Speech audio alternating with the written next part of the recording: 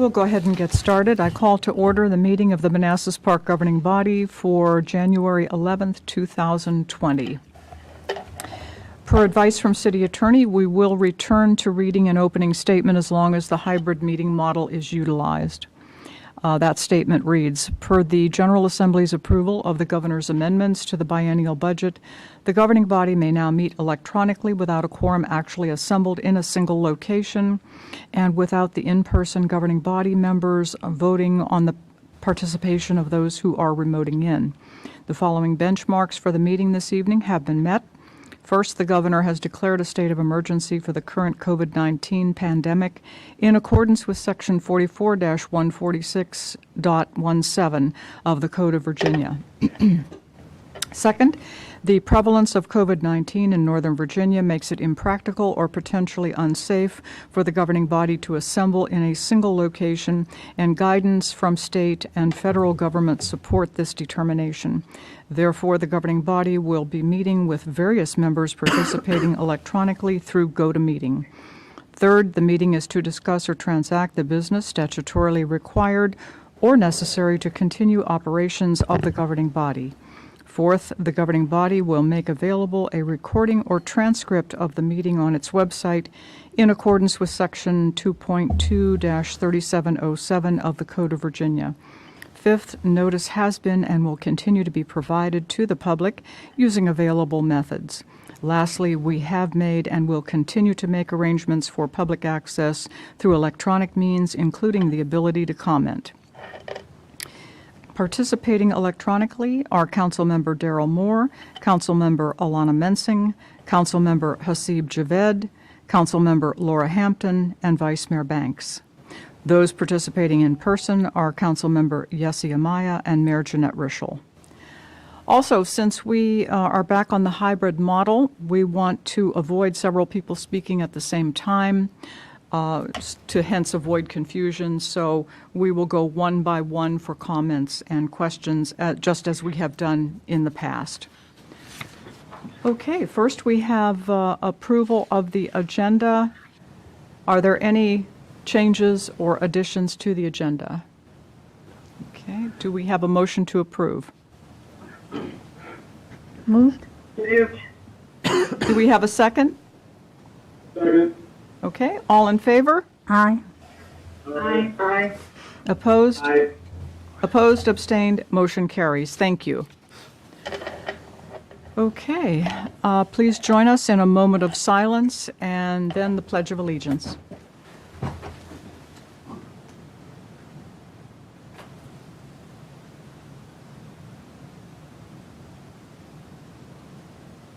I pledge allegiance To the flag, to the flag of the United States of America and to the republic for which it stands, one nation, under God, with liberty and justice for all.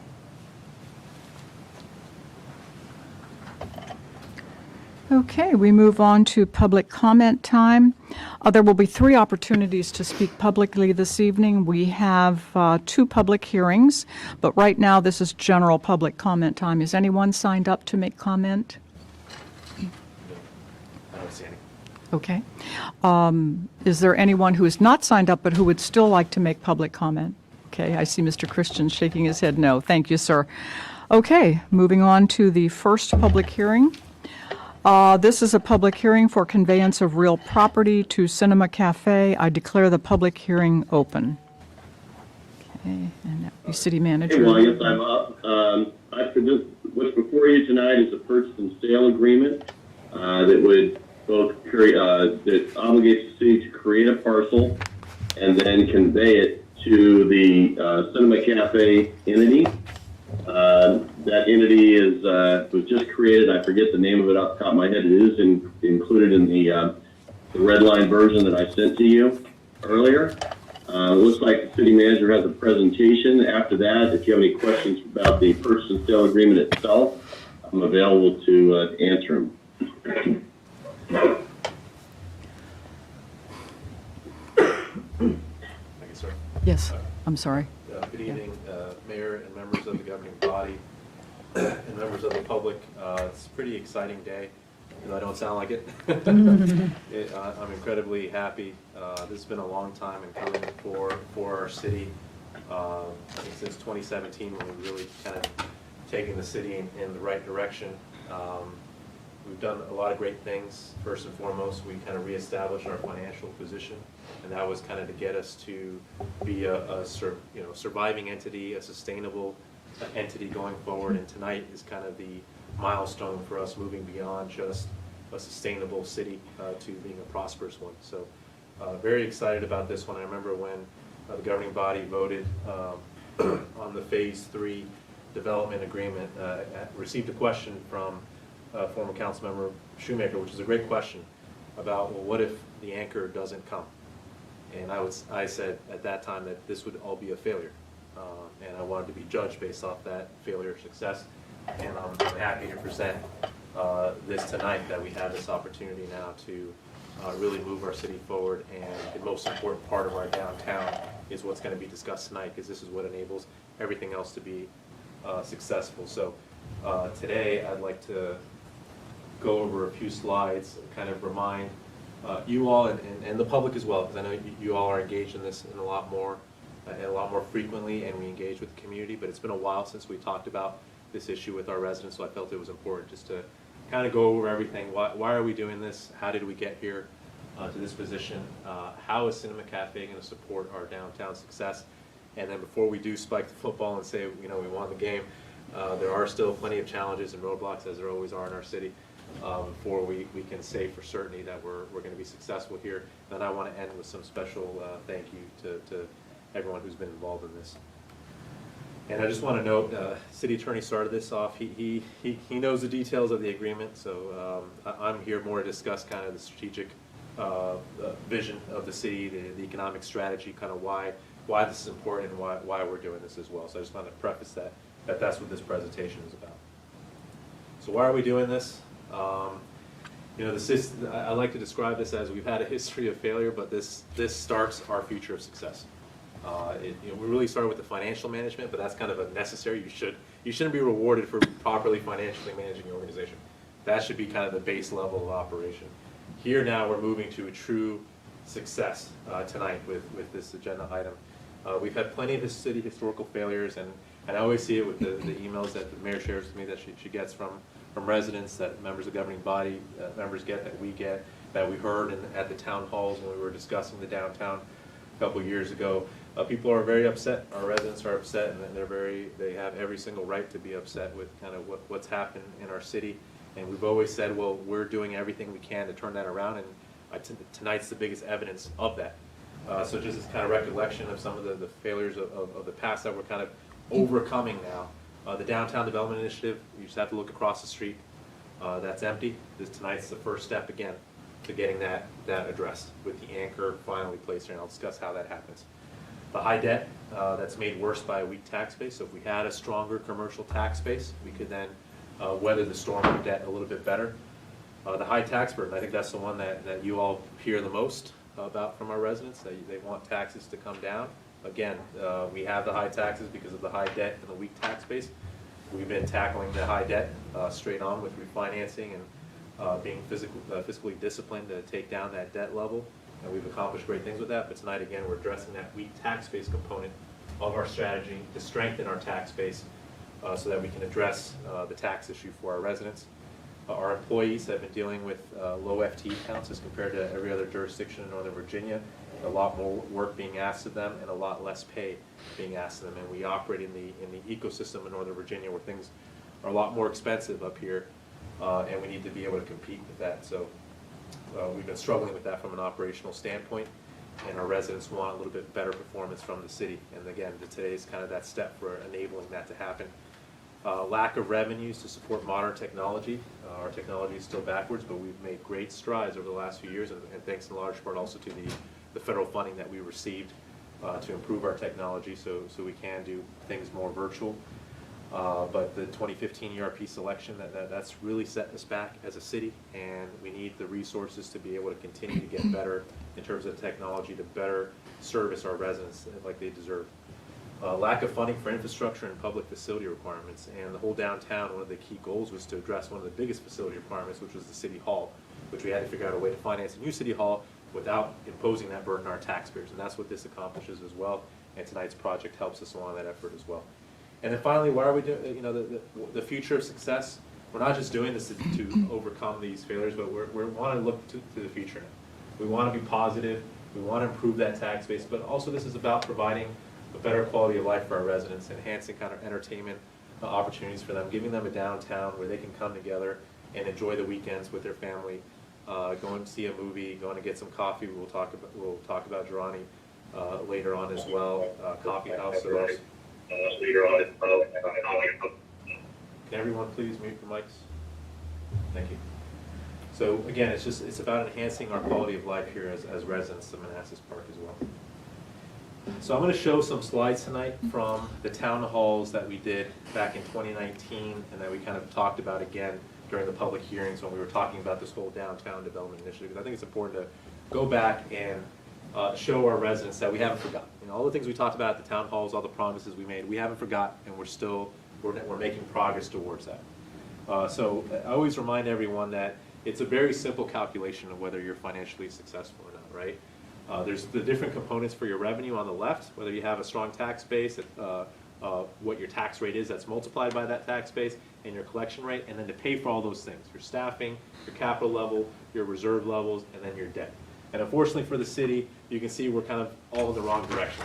Our debt is way too high, so we want to bring that down. This is where we kind of want to go, right? Where our reserves, our capital spending, our staffing levels are too low, so we want to get those up higher. Our collection rates, we're getting much better at that, and that's a great news. That's gone way up. Our tax rate needs to come down, and in order to do that, we're focusing tonight on that left piece, that left box, which is what we talked about with our residents a couple years ago, is improving the tax base so that the burden doesn't fall on our residents via real estate property taxes to fund city operations. And that's what we're talking about tonight. And at the town hall, we said downtown development is the most important thing we can do to accomplish this equilibrium, if you will. And the movie theater anchor is the most critical piece to that downtown development. This was also presented at the town hall, kind of a reminder, kind of why are we taking this big initiative on. And again, we highlighted all those things. We heard from them. We surveyed them, which I'll go over later on tonight, kind of the results. But we want to accomplish all these things, and I'm not going to go over them because the slides are available on our website. But all the priorities of our residents, all of the priorities of the governing body, of city staff, we want to be able to accomplish all those to the best of our ability, and this helps us do that. I talked about across the street and the issues there, and I presented this at the town hall as well. The different issues we know about, the ownership issues, the lack of parking, which we're also addressing with our phase 4 and the VRE garage by relocating it to support commercial. Tonight, though, again, the anchor that was presented also as kind of a rationale for why across the street failed, and tonight we're addressing that issue head on in terms of the anchor, which was probably, I would say, the most difficult of all of the issues that had to be resolved, because ownership issue, change of ownership, that happened regardless of anything we did. That already happened. Parking's very problematic, but bringing a great business like Cinema Cafe to the city was going to be the biggest challenge, and we've gotten over that, and that's exciting. So how did we get here? I developed kind of this timeline for how we got here tonight, and it really started with the governing body retreat back in 2017. We had a new governing body. They wanted to take the city in a new and exciting direction. We held a retreat, and actually we had a 6-month conversation after that retreat about the future of our city in terms of development and economic growth and what direction we wanted to go. At that time, the governing body set us on this path that led us to tonight's success. The first step was really to do the market analytics, get a good understanding of what was viable for our city. We worked with 2 companies for that, and one of them is actually with us tonight to help us out with branding, Arpa Budget, and then we also work with StreetSense not just for updated market analysis, but also to develop concept plans. What could work in our downtown that's market viable? We took those concept plans, the analytics from both Arpa Budget and StreetSense, and we started engaging with developers, businesses, anchor tenants, to talk to them about our future vision, to talk about these concept plans. And you can see that happen between 2019 and 2020. We were able to secure a letter of interest from Cinema Cafe and from other businesses in 2019 and some interest from developers as well to come to our city and help us accomplish our goals. And that was before COVID, securing the letter of interest from Cinema Cafe. And COVID was going to be another roadblock, as our city always faces, towards getting this done. But we secured that in 2019, and you'll see in a later slide, I showed that to the residents at that time that we were working with. And then in the fall of 2019, the governing body took a very important step in changing the zoning laws to change some unrealistic ratios, development ratios that were created in the past that were prohibiting development from occurring. And we changed those ratios, the governing body did, to enable this development to occur that allowed tonight to happen. And then negotiation and approval of developments, the phases 3 and 4 with Northern Sky and Oxoilu to enable all the downtown elements to happen, including the movie theater and the VRE garage. Their willingness to work with us to locate the garage in the ideal location for not just their own operations, but also for the city itself and to support the downtown. And then finally this year, we broke ground on our new downtown, as you can see across from former Park Center Court now, going to be Park Central Plaza. On the other side of this street, you can see the development occurring. And we also finalized a purchase and sale agreement with Cinema Cafe, which was what we're talking about tonight. This was another slide from the town hall, just to point out that we've been talking about the anchor the longest time. We wanted kind of a realistic analysis of what could happen. And I highlight that Gibbs Planning Group study because that was an important one also, and to kind of guide us kind of the realities, blunt assessment of kind of the market viability for our city. You'll see some of that reference as well. But from the town halls, we kept telling our residents, we need an anchor, we need an anchor. That's what's going to make this successful.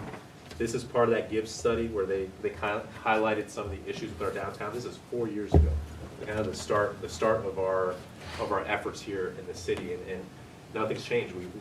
The answers were there, and we've kind of worked hard to address them. You can see on the top left that box says that it's not a market reason why this failed across the street. There was a lot of other issues, whether it's parking, the big one, which we're addressing again with both phases 3 and phases 4, and then most importantly the anchor tenant. Who's your anchor that's going to drive the success of this commercial venture? Now they highlighted in that report, grocery stores, pharmacies, restaurant clusters. Restaurant clusters potentially could have worked, but you know this region very well. There's plenty of grocery stores, so we weren't going to be a traditional inline retail downtown. We knew we had to be an entertainment downtown. That's what was missing from this immediate region, and that's why we pursued the movie theater route, which is part. Movie theaters are always part of modern town centers, and that was the route we decided to go. And then we did a lot of community outreach. I just kind of want to make this point very clear that we involved residents early on, before even phase 3 was officially presented via public hearing. We did, the governing body tasked me with doing town halls across the city, multiple languages or 2 languages, to really engage with all of our residents and make sure they understood what was the vision that we were presenting to them, and to get feedback from them. Is this something that they would be interested in? And in that town hall, we talked about Cinema Cafe, we talked about the anchor, and the reception was great. From the surveys, which I'll show you in the next slide, we had about 93% approval from our residents who attended the survey, or who attended the town halls and filled out the survey, who wanted us to proceed with this, who had faith in it. And then some who attended the town hall and then through social media engagement, rightfully so, they doubted whether this could work because of the past failures, right? You can't really blame them when you see what happened with the Palisades, with what happened across the street. They were skeptical of whether this was going to work, whether the theater was going to come here. We committed to them that night, we're going to get this done. We're going to do everything we can to get this done. And today reveals our commitment to success for those who were supportive at that time. They're going to reassure them that they were right to kind of support us, and those who were rightfully skeptical say, look, you can join us. We are going to be moving the city forward here. We're achieving the successes that we promised to you a few years ago.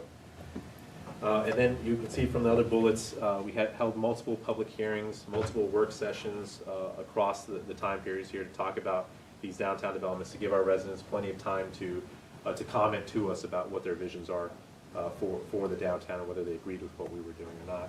Here's just the results of the town hall surveys, and I felt it was important just to kind of show this again, because what Cinema Cafe allows us to do is really tackle these issues. You can see those red boxes. There's 5 top priorities, which is reducing taxes, funding for schools and public safety, filling city center retail, which is across the street, improving infrastructure, and reducing city debt. So Cinema Cafe helps us tackle all those, not necessarily reducing city debt. We've been dealing with that on their own, but they certainly provide us revenues to keep doing that. But more importantly, they'll give us the revenues to tackle those, reducing taxes, funding for schools, improving infrastructure, and then they are the commercial anchor that will help fill the businesses across the street when we also deal with the parking issues, which was another issue with why across the street failed as well. So you can see kind of what the priorities were of the residents who attended that town hall, who were very vocal about where they wanted the city to go. And tonight is our best attempt to really tackle those issues head on. Then finally, just another quick slide. What I showed here for the town hall was focus on accomplishing our goals. And I said at that time, our #1 goal needs to be to get an anchor here to make sure that this is going to be successful. And this was the slide I showed. We actually had a poster board that Chris helped me develop at that time that showed Cinema Cafe as the #1 business that we wanted in our city. And 2 years later, during a pandemic, which put the industry at risk, they're here and we're grateful for them. We're thankful for them as a Virginia small business that they're able to join our city and expand in Northern Virginia market. And again, this demonstrates our commitment to keep working for our residents and to deliver on our promises that we've been making to our residents. So how is Cinema Cafe going to support our downtown? Well, it's our commercial anchor. And when I say anchor, I mean it's that business that brings people to this area, and then there's spillover positive effects to other establishments that are going to be in the downtown. You have free marketing essentially by the people's presence here, and then they get to see kind of what an exciting town center we're going to be creating here. So you get kind of repeat customers for other businesses as well. So that's what Cinema Cafe does for us, and just again for residents, kind of the layout of how this is happening. This is phase 3 of what we call our downtown development, now called, or hopefully by then tonight, called Park Central. We'll be talking about branding here later tonight. But this is phase 3, and right now, if you can see my mouse cursor, what's being constructed right now is all the site work for this first phase 1A, it's called, which includes the new city hall and some businesses there, the public plaza, the restaurants, the future site of the garage right next to all the commercial businesses, to this 4-corner area that Street Sense highlighted to us a few years ago that we should focus on commercial success for, and then all the different supportive residential elements to make this possible. Tonight we're talking about what's called phase 1B of phase 3, which is where the anchor was supposed to go, this building here, the movie theater. And you can see that area is highlighted here with yellow. This is the current layout developed by Norton Scott, where we kind of drew in a tentative boundary right now that we're going to go with for the building to make sure that they feel comfortable with being able to fit their vision of a movie theater and potentially second-story office and commercial above the theater as well. Just want to highlight some elements that are important to the city. So you can see the plaza is actually broken down into 3. Right now, the first 2 pieces of the plaza are being constructed.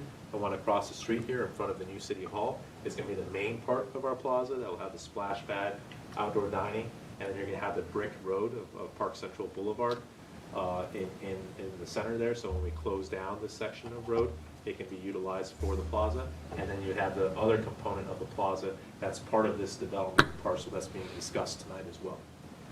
A critical piece for us that we want to make sure that as we work with Cinema Cafe to get this developed is that we have plenty of pedestrian access from these parking lots that are going to be constructed by Norton Scott, the developer for phase 3. That part of this development provides the necessary spaces for walking to this crosswalk because we want an integrated downtown. This crosswalk is a strategic crosswalk that will enable this building A of Park 170 across the street to be successful. And later tonight, Calvin's going to be presenting to you all a consulting support for what's called the Complete Streets Project. That's going to evaluate everything in our downtown, the trees that we talked about 4 years ago, what types of trees we should utilize to improve storefront visibility, how do we ensure pedestrian safety and integrated downtown to allow for better crossing between the anchor and these other businesses, and that's the strategic crosswalk. So we want to make sure between what Norton Scott's doing with these parking lots, and they already have a sidewalk slated to go here, but also within Cinema Cafe's property that we are supporting those customers who are parking in these lots to walk to this crosswalk as well, and from the garage. And then we're going to be talking about, hopefully next week, I've already brought this to you up, I believe, in one of my manager reports about the large screen idea, so we're hoping to have a few proposals for you all to look at next week and to have your questions answered as well that you had sent us about a month ago as we started this review process. So CEO of Cinema Cafe has agreed to allow us to put the screen out there, and we feel it's beneficial to both parties, especially with social distancing, to allow for outdoor movies as well on our plaza. It's going to be a great amenity for our community, and for fun holiday events as well. We can show different holiday themed movies during that time for our community. And then the potential for second floor offices and even rooftop commercial, a commercial business, restaurant, bar that also has kind of an outdoor rooftop bar that's becoming more popular now in a post-COVID-19 world, to allow for outdoor dining and drinking as well.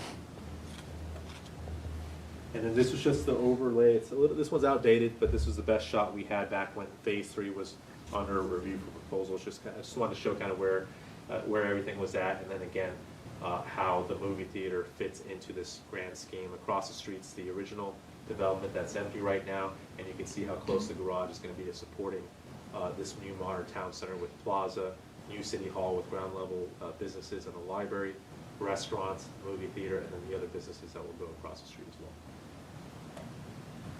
This is the plaza, which I talked to you about before, the key component for tonight's discussion. So all this is already kind of planned and under construction right now. So the key requirement that we want as part of this development that we're talking about tonight from a city perspective is this little pad here for concerts, right? We want to have an area for bands to get set up so we can have Friday night, Saturday night outdoor music for our residents and visitors to our city that are visiting our town center.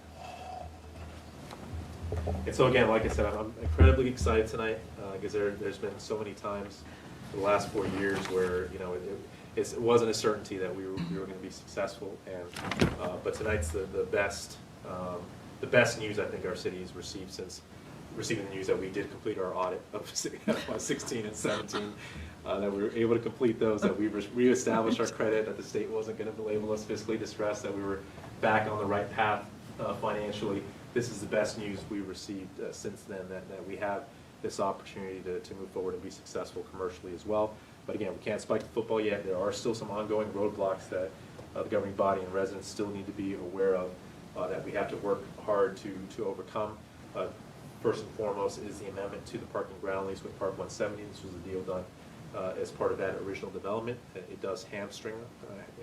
It's a roadblock right now for allowing this development to occur, the movie theater specifically, and for providing the correct parking for the commercial across the street. So we're still in active negotiations with the owners of Park 170 to get that done, and we're making great progress. Phase 4 rezoning and site plan, we hope to have that to you here within the next few months as a top priority. Over the next few months, now that we have this theater deal in place, we have to get that done so we can get Park 170 moving forward with the requisite parking for their commercial, and also to get that agreement signed so that Cinema Cafe can start construction. And then the VRE garage construction schedule and budget. We need to make sure that we have with inflation and everything else, we have the budget still. And you'll see there's another agenda item tonight that we're requesting further grant funding for that project to make sure that VRE is going to be able to still construct this despite the large inflation we're seeing in our economy right now. And making sure they're staying on construction schedule as well, because the theater, you can't operate without having that requisite number of parking that the garage itself will provide between the city shared, the city spaces, and also the VRE spaces that are available on nights and weekends when Cinema Cafe has their peak business hours, and as will all the other restaurants in our downtown. And then downtown transportation planning and reforms, that I think those are very important. The Gibbs study, the street sense, all those identified as kind of critical elements to making sure that we're successful. We got to figure out we've always talked about the city center, as it was called before, being a pedestrian friendly environment. We need to make sure that happens. We need to have the wayfinding signage, incorporating our branding. We need to have the tree replacement plan, all those different elements that will be covered in that consultant report that Calvin will be talking about a little bit later tonight. And then finally, we want to be able to close leases with other businesses. And we're still in a market. I talked about that Gibbs study. I talked about the other studies as well. While the market can support these things, right, there's still some risk right now because of what happened across the street, and there's still going to be hesitancy from businesses to come here before Cinema Cafe opens. But there's a delay in Cinema Cafe opening, a delay in the VRE garage happening. So we're moving on with construction. We want to show progress sooner rather than later. So we still want to close leases with other businesses in the interim, and that's still going to be challenging, but I'm confident and I'm hopeful over the next few months we're going to be able to kind of share what that is, and we're already talking about one later tonight as well in the phase 3 portion of the downtown. And so before I'll turn it over to Mr. John Walker here in a little bit as well, who's joining us, and I'll bring the screen so you all can see him as well. But I first want to give some special thank yous to Mr. Walker, who still decided to join our city despite the COVID-19 setback to the theater industry. We're excited that they are rebounding. We're excited that he's held strong and expanded into the Richmond area, and still interested in expanding into the Northern Virginia market, and that we'll be the first in Northern Virginia. So we're very excited about that. I'm very thankful to Mr. Walker for remaining committed with us over the last few years and sticking it out with us. Quinn and Stephanie Reynolds, I believe they're on the call as well, of HGIS. They're our consultant company that helps us with retail recruitment, and we connected with them a few years ago, and that was one of the best things that ever happened in the city. They were the ones who connected us to Cinema Cafe and in helping us with the recruitment process, so we could not have done this without them, so special thanks to them. Dean, our city attorney, not just negotiating the public-private partnership with Norton Scott, which enabled this development to occur, but all the critical details of negotiating this deal with Cinema Cafe and their attorney and getting the deal done as well. We throw a lot at Dean, so we appreciate everything that it does for the city. Norton Scott, I don't think they're on the call tonight, but I do want to thank them because they were the developer who most shared our vision for what this downtown could be and provide the best solution that makes the theater deployment possible. The VRE for agreeing to relocate the garage closer to the theater. That was a big component that was critical for the theater to locate here. City employees for sticking with us during these difficult years. Again, tonight is further evidence that we're sticking true to our words, and we are going to take care of them and provide them support. And best for last, our residents and the governing body, but our residents as well for sticking with the city despite kind of our history of making mistakes and the issues that we're facing as a city, for sticking with us, for staying positive with us, having faith that we're going to deliver.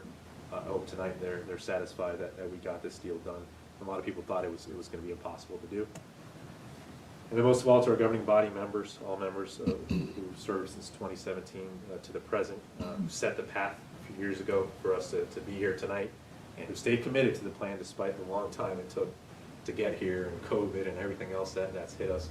I appreciate your confidence in allowing me to continue to kind of push this and for allowing us to kind of take this strategy that's starting to bear fruit. So I want to thank you all very much for everything, and I will now turn it over to Mr. John Walker here. Let me escape from this slide.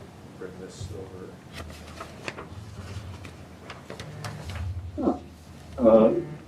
Make sure I turn this on. Can y'all hear me okay? That's me. Yes. Welcome, Mr. Walker. Thank you. Good evening, Ms. Mayor, City Council, and staff. My name is John Walker. I'm with the Cinema Cafe. We're headquartered here in Virginia Beach, Virginia. I can't tell you how excited we are to be considered to be a part of the Phase 3 City Center and City Square. Your City Square project is beautiful. Your vision is great. The design, and we're proud to be considered for it. Cinema Cafe has been in the movie theater industry for about 35 years. We opened our first one. We call it the movie theater eatery business. In fact, we're one of the longest running eatery theaters in the nation. We're looking forward to bringing our unique concept to the Manassas Park area. Cinema eateries are one of the fastest growing segments in the theater business. And we're looking forward to serving local patrons with great movies, spirits, and food at their tables while they watch a hit movie. The Manassas Park Cinema Cafe will feature 8 state-of-the-art movie theaters with Dolby digital sound, laser digital projectors, and comfortable electric reclining seats and tables throughout the theaters. We will have online advanced ticketing with special events monthly, maybe weekly, trying to create programs that appeal to the local clientele. We've always considered ourselves a community neighborhood theater. We're not, build gigantic theaters, but of course they're not too small here. It's kind of that in between. We do plan on having approximately 450 to 550,000 visits per year.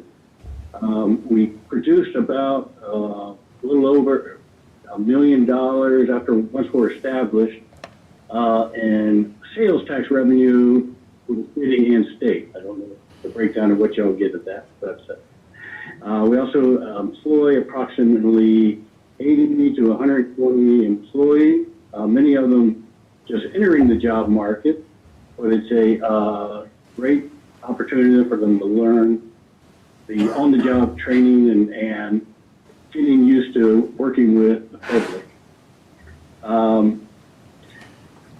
I think we'll have some catering, we'll also have meetings for the community. We like to kind of think of ourselves as a community center for a lot of the things that go on in the city and surrounding areas. I appreciate everything that we're doing, and hopefully we can get this put together, and hopefully no more delays, we're hoping. Though COVID is expanding a little bit right now, but I'm sure it'll, as fast as it's going up, I'm hoping and praying that it goes back down pretty quickly. So, Right. thank you. Thank you, Mr. Walker. We're very excited about it, and we welcome you to Manassas Park. Thank you. Well, thank you. Okay. Laszlo, thank you for the presentation. That was a great summary of where we've been and where we're going. So are there any questions or comments? Let's start here with Councilmember Amaya. Not at this time. Okay. Councilmember Hampton. Hi, yeah. Thank you for joining us this afternoon. Actually, I should say this evening. My question is, how long is it from the time we break ground to you open the doors and show your first movie? How long is that? Is that a year and a half? Yeah, generally it takes between 9 months to a year. It depends a little bit on the weather and so forth, but about a year you could probably do it. So if we start sometime in, I think we have slated, it was January, February, we could get in there next, let's see, the year after, or this year, 23. Then we should be open sometime in 24, beginning of 24. Maybe we'll have it in December. We tend to open a lot of theaters right around December, right before the holiday movies come out for, Christmas break. That's one of the large seasons, right? Holiday season. Yeah, we have different seasons. The biggest season, of course, is summer. That starts in, used to start in June, now it's more May, and it's even moved to April now. Then our next big season, of course, is Thanksgiving, their time, and then Christmas. It goes right into Christmas in January, first couple weeks of January. And then we kind of go March, April, and May. It's just a different genre of different movies, so they feel a little bit differently. But once the kids, like September is probably our worst month because all the kids are going back to school.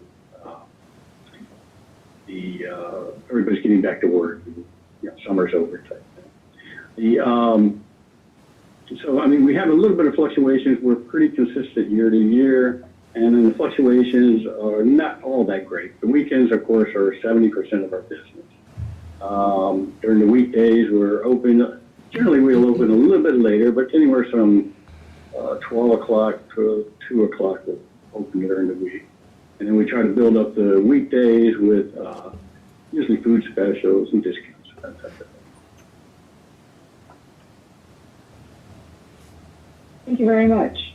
Sure. Do you have a follow-up, Councilmember Hampton? No, I don't have any more questions. Okay, thank you. Councilmember Mensing. Mr. Walker, I just want to say thank you and welcome to Manassas Park. I frequented your theater in Chesapeake when my husband and I were stationed in Norfolk, so I can testify how amazing your theater food is really good. Sometimes my friend and I would just go for the food. So every part of the experience is great. So I'm very excited that you're coming here. And I wanted to say thank you to Laszlo. You did a lot of work on this, and you were left off of the thank you page, so thank you for your work on this. Thank you. That's it. Okay. Councilmember Moore. Yeah, I too just want to say thank you to Mr. Walker for your interest in Manassas Park. I'm excited about the project going forward.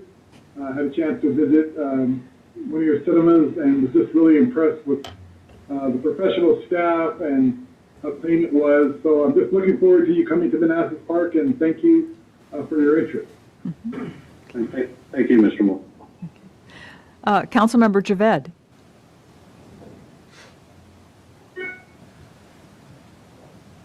Yes, good evening, everybody. Mr. Walker, thanks for your patience in coming to the city. We are all excited to have you here. I do have a question about the contract. It'll be a Laszlo or Dean question. Does it have a closing date for this purchase sale agreement? Is there a date yet or not set yet? There's a tentative date set for, I don't have that, should have had that out. There was a tentative date set for June, July. It's after the city has their elections, I guess, and they vacate the, is what I'm told. Yeah, we have to actually create the parcel, and we're not going to create the parcel and probably not create the parcel until after we no longer have to use City Hall, the current City Hall. So we'll likely be moved in across the street. As Mr. Walker said, the election will be over, and we'll have the registrar moved over as well.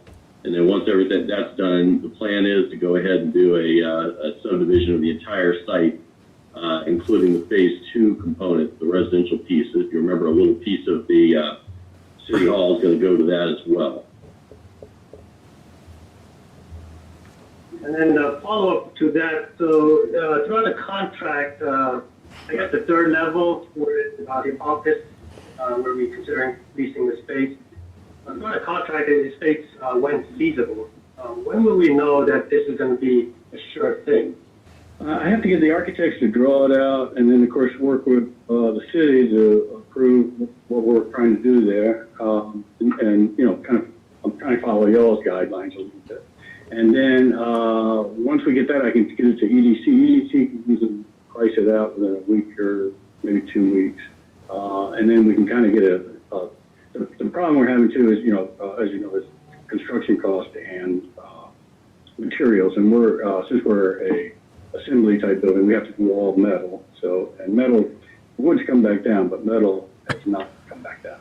That came down a little bit from highs, but hasn't come down a whole lot. So steel and metal studs are still a little bit high. But in any case, so that way we can get a little bit, because we kind of have a set price on the lease, so we just got to make sure it all works, you know, as far as monetarily.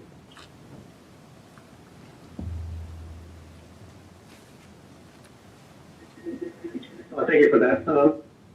I think those were my only 2 questions on the contract. Nothing further. Okay, thank you. Vice Mayor Banks? No questions. Just thank you, Mr. Walker, for choosing Manassas Park, and welcome. Thank you. Okay. Appreciate it. Okay, now it's time for public comment time. Has anyone signed up or sent in an email or call or anything? Okay, no comments. Is there anyone who's not signed up but who would still like to make comment? No? Okay, seeing no one, hearing no one, we will move on. Do we have a motion to close the public hearing? Moved. The second? Second. Okay, thank you. All in favor? Aye. Aye. Aye. Aye. Opposed, abstained, motion carries. Thank you. When will this be voted on, Laszlo? Dean, are we ready for next week, do you think? Yeah, I think we're ready for next week. I mean, the changes I sent out to the governing body, I mean, I think it's pretty much finalized. Okay, thank you. Vote next week. Moving on to the second public hearing. This public hearing is on conveyance of land to the Virginia Rail Express. I declare the public hearing open. Yeah, I'm pretty sure this is mine. Lionel, you don't have a presentation for this one too, do you? I do not know. Thanks. All right, great. So this here is really just a cleanup from 20 plus years ago when the expansion parking lot was constructed. Everyone assumed, I guess, at the time that the land had been conveyed to VRE.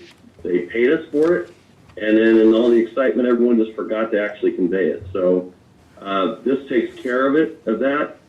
This is also has already been discussed in the VRE agreement that we entered into for the garage. This was another piece of that, and you may remember that they are not going to go out and start getting bids for construction until this has been conveyed over to them. So this is one of the things that needs to get done. So assuming that you're okay with it, it'll get recorded after you vote on it, which would be next week as well. As a side note, the Planning Commission is going to be just reviewing the plat tomorrow night. Mickey wanted to do that just because that's the process we're supposed to follow. Their advisory body. We need to make sure that we didn't miss anything. I don't expect that will cause any hiccups since Mickey's already reviewed it. So I just wanted to let you know they will be looking at this tomorrow night as well, just the plat itself. Okay. Thank you, Dean. So this is... With that, if any questions, it's pretty straightforward. We're Right. creating a parcel, we're reserving easements for the city, and we're conveying it all in the same document. Okay, thank you, Dean. This is more or less an historical housekeeping task that we need to take care of that was not previously taken care of, in essence. That is correct. Okay. Questions and comments? Vice Mayor Banks. No questions. Thank you. Thank you. Councilmember Javed. None here. Thank you. Councilmember Moore. No questions. No questions. Okay, thank you. Councilmember Mensing. No questions. Councilmember Amaya. No questions. Okay, no questions. Is anyone signed up to make public comment or emailed it in? Okay, thank you. Is there anyone who has not signed up but who would still like to make public comment? Okay, seeing no one and hearing no one, do we have a motion to close the public hearing? Second. Okay, it's been moved and seconded. All in favor? Aye. Aye. Aye. Opposed? Abstained? Motion carries. Thank you. Thank you very much. Okay, moving on to number 5. I believe City Manager has an introduction. Yes, and I'm not sure if he was able to log on. There he is, okay. Tonight, before I introduce Mr. Ken Moorman, the owner of Drawny Coffee House, I just want to remind everybody, we'll be going into closed session tonight to talk about terms. So this is just right now, just more of an introduction to Mr. Moorman and his business. And thank you, Mr. Moorman, thank you for joining us. Feel free to unmute your mic and introduce yourself to our city. Thank you. All right. Good evening, everyone. I'm pretty excited. I think I know almost half of you on this call, which is pretty awesome. But yeah, so I'm the founder of Drawny Coffee House, and first of all, I just want to thank the City of Manassas Park, the mayor, Mr. Palco, the HGIS team, Stephanie and Quentin, just for an awesome opportunity to put Drawny Coffee House in Manassas Park. And I don't know if many of you know this. We're currently in Old Town Manassas, been there 6 years. And but originally, when I got the vision to build a coffee house, and at the time I didn't even drink coffee, right? So follow your dreams, guys. But I'm getting off the BRE, and the vision was to put it where City Center is. And God knows I tried, and we all know why that didn't happen. So we just moved to the next stop, and we landed in Old Town Manassas, and it has been an amazing 6 years full of challenges. We all know socially what's been going on and with the COVID, but we're still holding on in there. And Drawny Coffee House, our whole thing is we use coffee and all of the arts to bring the community together. So even for, I think, the last 4 years, we have been hosting Manassas Park High School band and choirs there, and it's been an amazing time with them. And I think they just performed during the Christmas time. And I've been a resident of Manassas Park since 2000. I put 2 kids through high school, and my daughter's in the middle school.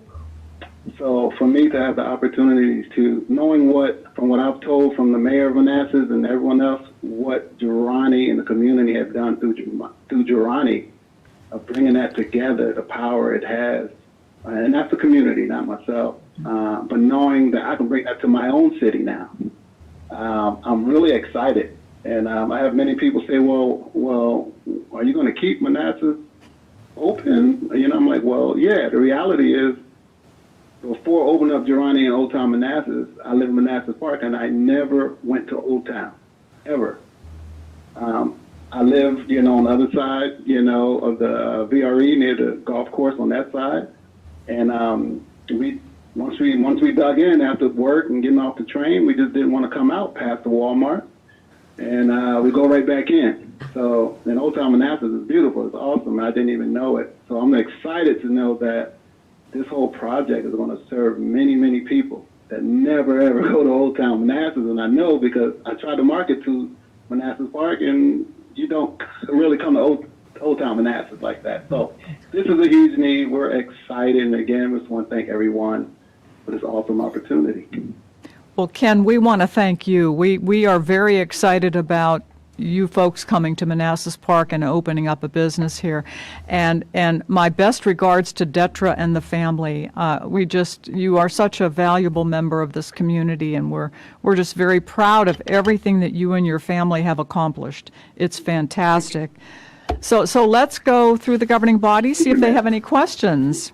Councilmember Amaya. No questions. Okay. Thank you. Councilmember Hampton. No questions. Okay. Councilmember Mensing. No questions. I want to say thank you, Mr. Mormon. I do venture to Old Town for Girani, and I'm very excited to not have to go so far in the future. Awesome. Thank you. Right. Councilmember Moore. Yeah, I too am excited about Girani's being in Manassas Park. It's great that we're going to celebrate and support our local businessmen in our city. Yeah. So I'm glad that you're coming and just very excited about this prospect. So thank you. Thank you. Councilmember Javed. Yeah, I just want to say thank you, Ken, for considering us, opening your second location here. Thank you for that. And, like Lazo put it early, it's important to have local entrepreneurship in our downtown. And hopefully this Girani comes up will inspire other residents in our community to step up and open up businesses. So, Yeah. thank you, Ken. Yeah, thank you. Vice Mayor Banks. Hey, Ken. Hey, how's it going? I remember when you were building Girani and in downtown Manassas, and I stopped by. I'm just glad to get excited for coming to Manassas Park. That's what Girani community is all about.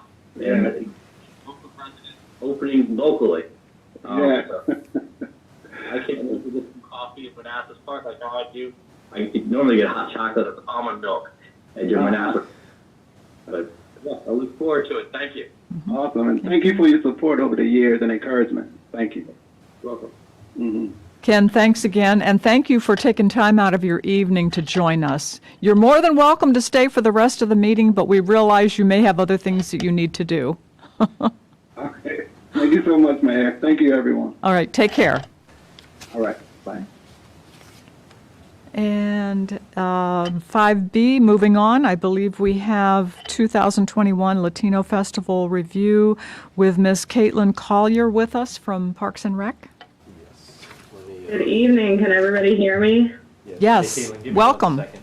Give me 1 second, Caitlin. I'm going to get your slides up. Okay, thank you. Let me know when you're able to see it. Okay, I can see it. Okay, and just tell me when you want me to change slides. Got it. Okay, so tonight I will be presenting just a quick little feedback around the Latino Festival that we held on October 25th, 2021. You can go ahead and go to the next slide. Okay, so immediately following the event on October 28th, all of the various departments that were involved in the planning and the execution of the event got together and kind of wanted to talk about what worked, what didn't. So we got together as well as with the foundation that we partnered with. We found some good things as far as like security worked really well. We were able to work really well with the foundation, with the Manassas Park Police. The public safety tent location was also great. We did figure out that it was probably best to face the stage another way, so we are going to change the layout for the next one so that it's facing away from the residential area to hopefully help with any sort of sound issues that are going into the neighborhood. We also thought it would be best to set up a larger tent for eating and dining and sitting so everybody can kind of, come together and eat together. There were smaller tables set up, but we thought a whole dining area would be really, really nice to have, as well as clear labeling of the parking for vendors versus patrons, because there seemed to be a little bit of confusion with that. And then we had great sentiments and feedback on social media. People really, really enjoyed it. I put in here estimated hundreds in attendance. I meant to say estimated hundreds in attendance per hour. I got a final number via Yesy that they estimate around 3,000 in attendance, which is great for, a first year event. We can go ahead and go to the next slide. The key lessons that we learned, a big one is going to be marketing and promotion. Obviously this year, we kind of, put it together a little bit closer to October versus this year we'll have a bit more time. So early engagement, early advertising, use of the variable message boards around the city to really kind of notify residents, kind of give them more of a heads up, like, hey, this is what's happening. And then also that way we don't have any confusion about when it is, where it is, and then hopefully that increases attendance. And then, as I said, for the sound levels, lower the bass to decrease the sound disturbances, as well as shift the stage to face outside of the neighborhood versus facing directly down the street. As well as it was proposed to maybe add an additional hour to the event, so that way performances had longer space between them. They were working really hard to get on and off that stage, so it was very quick, but that way it's a little bit easier of turnaround for them, as well as keeping the building open at the end of the event for vendor restroom use. That was a request that we received at the end of the event. We can go to the next slide. And these are just some pictures that I wanted to share. We shared them on Facebook. They got a lot of great feedback too. These are some of my favorites. It just really shows how fun of an event it was, and it really was a really great event. We were so appreciative of everyone that helped out. The foundation was absolutely great to work with. Everybody really enjoyed it and had a great time. And I believe that's the last slide. Okay, thank you. That was excellent. Let's go into questions and comments. Councilmember Amaya? I guess the only comment is, it was a great event. It was awesome. I like the fact that everybody was very happy. Everybody was very surprised, and at the same time kind of like very welcoming, because it was the first time we ever had something in Manassas Park. They were actually asking for dates. So when we were going to have the next one, so we can start preparing, because like we said, with the whole preparations, we only did it in a month and a half. So that was pretty like intense work. So if we could kind of get a ballpark of when we're thinking about having the next one, that'd be awesome. And if you guys need numbers as well, we can bring numbers, because I think Laura wanted to know, like, I guess the spending and how much we generated. It's just something about the sales, the food tax. So if we need those numbers as well, I can either send them to you by email. That's it. Okay, thank you. Councilmember Hampton? Hi. Unfortunately, I missed it. I was up in New York actually taking care of my Latin family up in New York. But to piggyback on Councilmember Amaya, yes, I would like to see the financials. We know how much we expended, how much was our expense, how much we get in tax revenue, and if we made a profit. Do we have also an idea of how many Manassas Park residents were in attendance? We don't have a ballpark of that because it was, for the whole community. But I know that most of them were from Manassas Park because it's the sentiment we got. But they came from Prince William and Manassas City, and even from Maryland. So it was, Latino Festival. So they came from all over the place. Okay. And then my other question is, this kind of happened a few weeks, I think it was like a week or two after the city of Manassas held theirs. Have we thought of seeing some distance between the festivals? Because that might increase. Granted, it was the first time, but it also might increase the participation as well as collecting different vendors. So I think that the one that was in had a lot less actually than attendance than we did. Our festival was a little more successful in the attendance part, and I think the vendors were more happy with our festival versus the one in Manassas City, only because I think of the way that we advertise it in the social media and the connections that our members of the organization have, so people have more of a trust in our festival. But yeah, I think that there should be kind of like some time between both of them, so that we can still keep it. I would still like to keep it the Latino Heritage Month kind of timing, but yeah, it's whatever the city thinks will be best. Yeah, because and I do remember, I think October is National Hispanic Heritage Month. I was just thinking, you have that going on. You also have a lot of fall festivals. Anything that we can kind of give ourselves a little distance between other things that are going around can also increase the popularity as well as the success of it. And I think those are all my questions, because I do know I did get feedback from some residents that day, even though I wasn't here, about complaints about hearing the music inside their house. So I'm glad to hear that everybody was proactive and come up with some solutions so that people can rest in their own house that day. So that's all that I have. Okay, thank you. Councilmember Mensing? Yeah, just looking through it, I was happy to see that I think in the slides it said that the base level will be also reduced in the future because there were some noise complaints. Other than that, I think it was a great festival. And then my suggestion was, once we establish a date, maybe have it the same time every year, whether it's the third Saturday in October, or I think it's a good idea to distance it from the city of Manassas, but whatever we do decide, kind of having it on a reliable date so people know to expect it and to have it in their calendar so they can attend, and we could really build up the popularity of it. That's all. Okay. Councilmember Moore? Thank you, Mayor. Yeah, I thought it was a fantastic festival. I had a chance to attend and spend some time out there in the morning. A lot of exuberance, excitement. It being our first, we learned some lessons. I agree, moving the stage in a different direction, I think will help mitigate some of the noise going into the neighborhood. But it was wonderful. One of the comments that I did hear, though, and I hope you work on this for the next time, is that there was a need for greater diversity of vendors. So it would be nice to have a variety of food trucks or vendors there providing food of different types. I realize it is the Latino Festival, but everyone supports the concept and the thought, and so it'd just be nice to have some greater diversity. But it was a wonderful festival. I look forward to participating this year. Okay, thank you.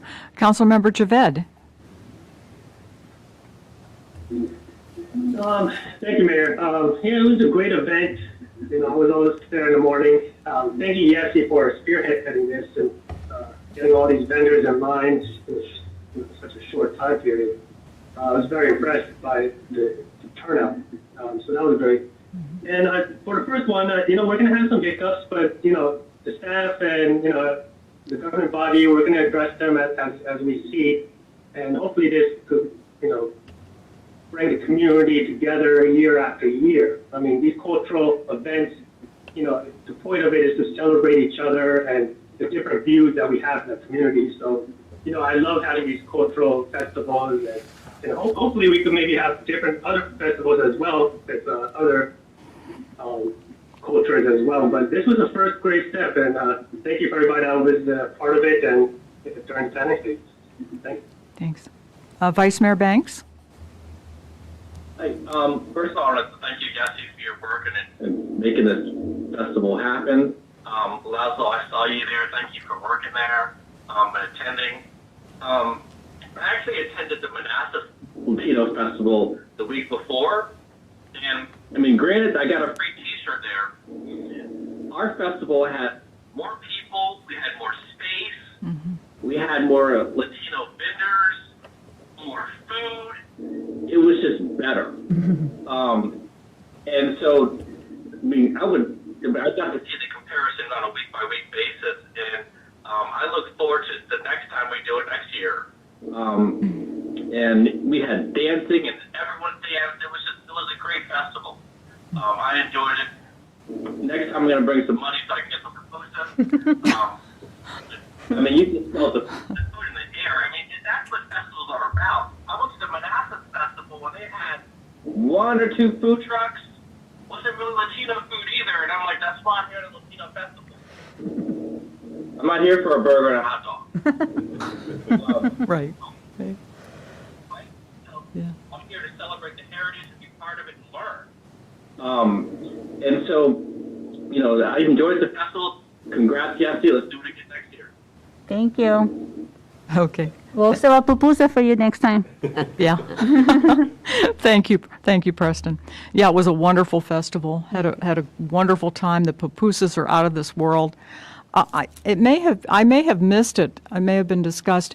Was there any consideration to use Signal Bay next year because it's roomier? The only reason why we decided that we wanted it on the west side is because the west side doesn't get as much that type of events. They don't get that type of. Right. And the community center is an awesome place, and it's a great way to showcase it because some people don't even know. That's so, true. Showcase the yeah, center. Yeah, exactly. Yeah, So good The only point. decision point we're going to make is in the future, a few years down the road, once everything's done here in the downtown, Right. do we want to move it here and Right. enlarge it? Okay. And really do a Okay. full, multiple street. Yeah. wide Move it to festival. the downtown area. Yeah. Right. Right. No, that's a great idea. That's great. Thank you. Take advantage of that large screen. exactly. Yes. Okay. Concert stage. Yeah. Thank you very much, Caitlin. Much appreciated. Thank you. Have a good night. You too. And I'll be sending over numbers, Laura, so you can see how much was actually spent and how much money the vendors paid. I don't think we have anything for the food tax info because it was the first time, so we don't know. So we'll discuss all that, I guess, as we go along with the next one. Let me follow up with Jay on that one. Yeah. I mean, it's handled through the Commissioner of Revenue Office as well, but let me Yeah. see how Jay does the best of his ability to Sure. track some of that. But that's, Thank you. yeah. Okay. And it'll be sent to all the members of city council, correct? Not just me. No, yeah, everybody. Yes. Okay. Okay, thank you. Thank you. Thank you. Okay, moving on to consent agenda. Consent agenda consists of approval of the minutes of December 7th and December 14th. Do we have a motion to approve? Move. Do we have a second? Second. All in favor? Aye. Aye. Aye. Opposed? Abstained? Motion carries. Thank you. Next, we have unfinished business FY22 budget amendment deliberations. I posted a presentation. Do you want me to open that one up? It showed kind of what's changed since the last month. Please. Okay. Yeah, let me please. do that real quick.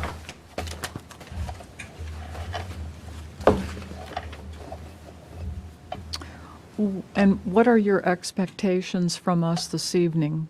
We're really on your all's timetable now, how much more discussion you guys want to have and any further questions that need answered. Okay. But we've already approved the appropriations for this quarter. We have some time if you guys want to take further time. Those Okay. issues that are urgent, critical, we usually bring forward as a separate agenda item also to get approval and for making sure we include it in the budget amendment. The best example was the furniture issue, which we had to submit the purchase for to lock in the prices and to make sure that it was developed on time. So really it's just answering any questions, any deliberations from you all, any discussions among you all. about where we want to go with this. So that's, And take our pulse as to how we're feeling about it. Okay, thank you. I just have one slide, Yeah, or I guess there's one slide and then just another one kind of reminder. But these are just the changes made since the budget presentation. We updated the ARPA budget, and I briefed you this last time, kind of what changed in the ARPA budget, but in total,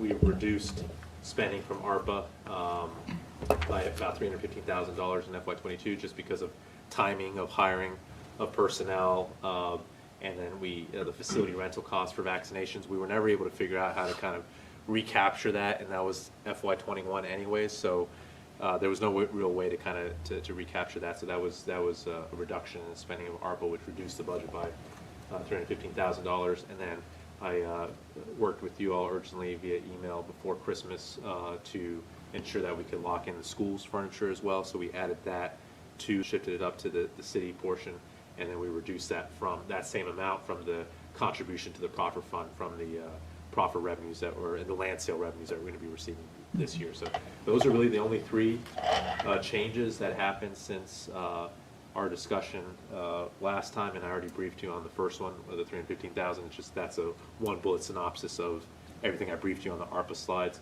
and I did post that ARPA presentation and all the presentations I did at the last two meetings on the website, along with the spreadsheet, just as a reminder for you all and residents. And really the next steps are just reviewing the files, and I still kept kind of these decision points still on here. We talked about, it's a much smaller share now of PRTC or city fund balance, but we need kind of that final decision. I have it using PRTC fund balance. I forgot to mention the bonuses. That's still a key decision point as well to be had. The public works pay adjustments that we've been talking about, and then again we already brought the agenda item last time for the new city hall furniture option, so I kind of scratch that one out. And then anything else you guys want to discuss, include, edit, that needs to happen in the budget. And that's all I have for tonight. Okay. Well, let's move into questions and comments. I'd like to gauge how comfortable the governing body is with what we've discussed so far, and also for future discussion. So let's start with Vice Mayor Banks. No questions, thanks. Okay. Councilmember Javed.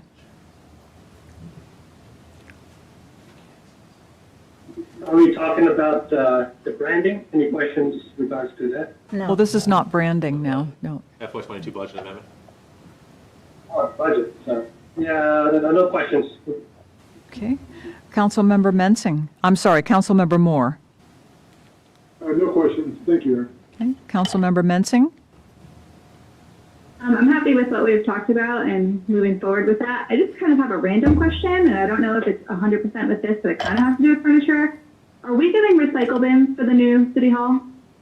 Yes, we are. We'll have a couple of the small recycling bins there'll be a dump site, trash bin site on the rear of the new city hall parking lot close to the tracks. So it'll be an enclosed dumpster space, and you'll have some larger trash receptacles for both all the commercial uses and then for the city uses, and you're going to have some smaller recycling bins there as well. And there will be recycling bins inside the city hall and the offices?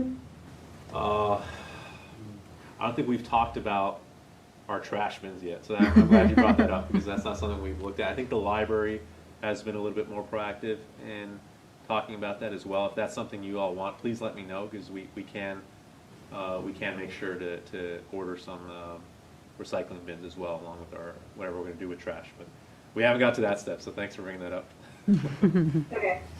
Yeah, personally, I would love to see recycling bins in the new city hall. Okay. Do you have a follow-up? Nope. Okay. Councilmember Hampton.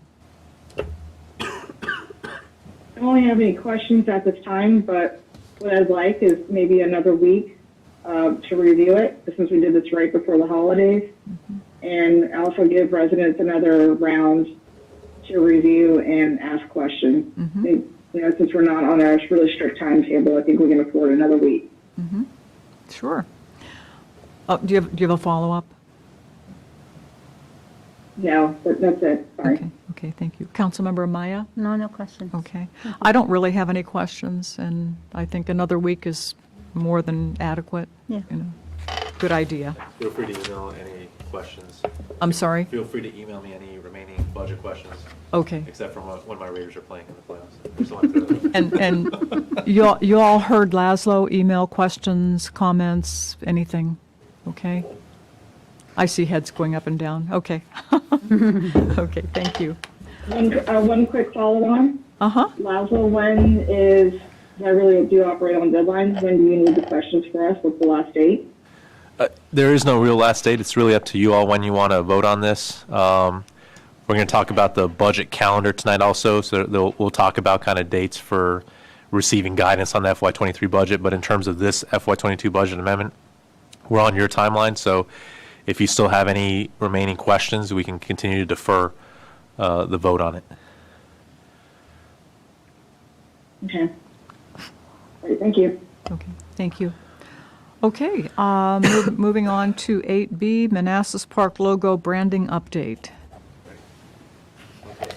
Thank you again, members of the governing body. We've been working on branding now for quite a few months. You saw on the agenda there kind of the full timeline, the communicating to the EDA, the briefing to you all. So we kept kind of going back and making improvements. And I'm going to open up a slide deck and turn it over here to Ben to kind of go over the final product here. And we're hoping to have up tonight from you all to proceed with this branding so we can start incorporating into all of our planning, our wayfinding signages, our Manassas Park entrance sign as we plan for that. Everything that the new city hall, we want to start incorporating those elements into everything we're doing. So we're looking for some decisions tonight or soon. But we want to go over the presentation. So let me get that open, and then I'll turn it over to Ben here. If you give me 1 second.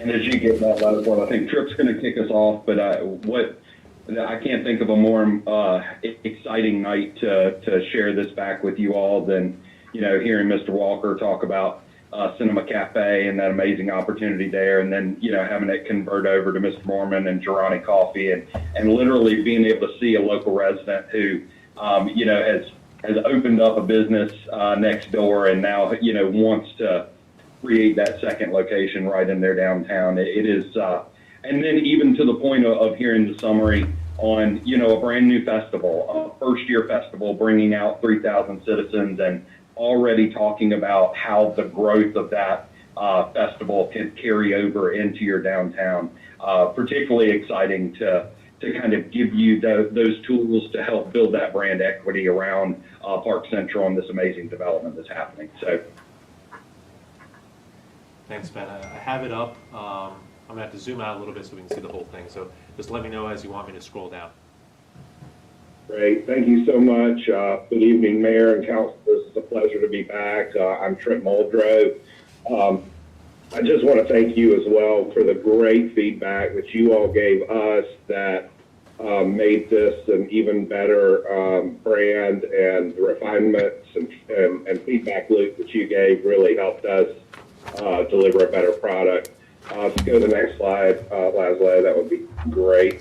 One of the things we did work on between some of our earlier interaction is creating a brand narrative and really explaining some of the process and the development of the logo itself, with the interlocking circles and the diversity that kind of intersects in the center, and the representation of the tree with a place for opportunity, a place for living, and a place for play.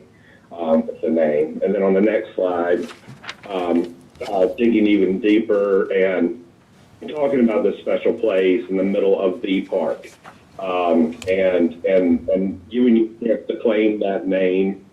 And we talked about this before, this idea of this being your new downtown, also Virginia's newest downtown, your central plaza, and your place to thrive.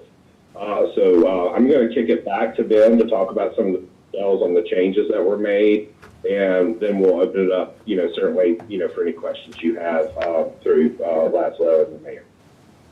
Fantastic. And on that next slide, you'll see, based off your feedback, we brightened up our colors. we adapted our color palette to be more vibrant and to have colors that had a little bit more life to them. We had some tones that were a little too muted, and you wanted to see a brighter saturation, which I think really came together very, very nicely. Now, on the next slide, I know this was something that we had a lot of conversation about, and it's always kind of hard to navigate those design decisions. And, you know, sometimes folks are like, well, I don't like that type of face, or I don't feel like that really works. But one of the things that we were very, very focused in on was the strategy of you being able to own the word park. And as we, you know, asked you your feedback and we were able to kind of feel out where the governing body was, we really feel like the accent typeface gives us that opportunity through its signature glyphs or letters. It gives you that opportunity to kind of own that word. So as you'll see, that system with the brighter, more vibrant colors, you can go to the next slide, Laszlo. You know, introducing this idea of Park Central. We also listened to what you all said, and we really de-emphasized this east and west. And, you know, we wanted Park Central to be the heart of the community, the center where everything comes together, without necessarily emphasizing these different separations that you all have talked about for years. And again, you see the small graphic kind of tribute to the point that Tripp made with Virginia's newest downtown. Now, on this next slide, we wanted to make sure that we gave you both horizontal and vertical options that could be on light backgrounds and options that could be on dark backgrounds. And then on our next slide, we did a comprehensive color study, making sure that it would work in single color, making sure that it would work in black and white. Because obviously, as budgets control us, we can't ever always have full color on everything.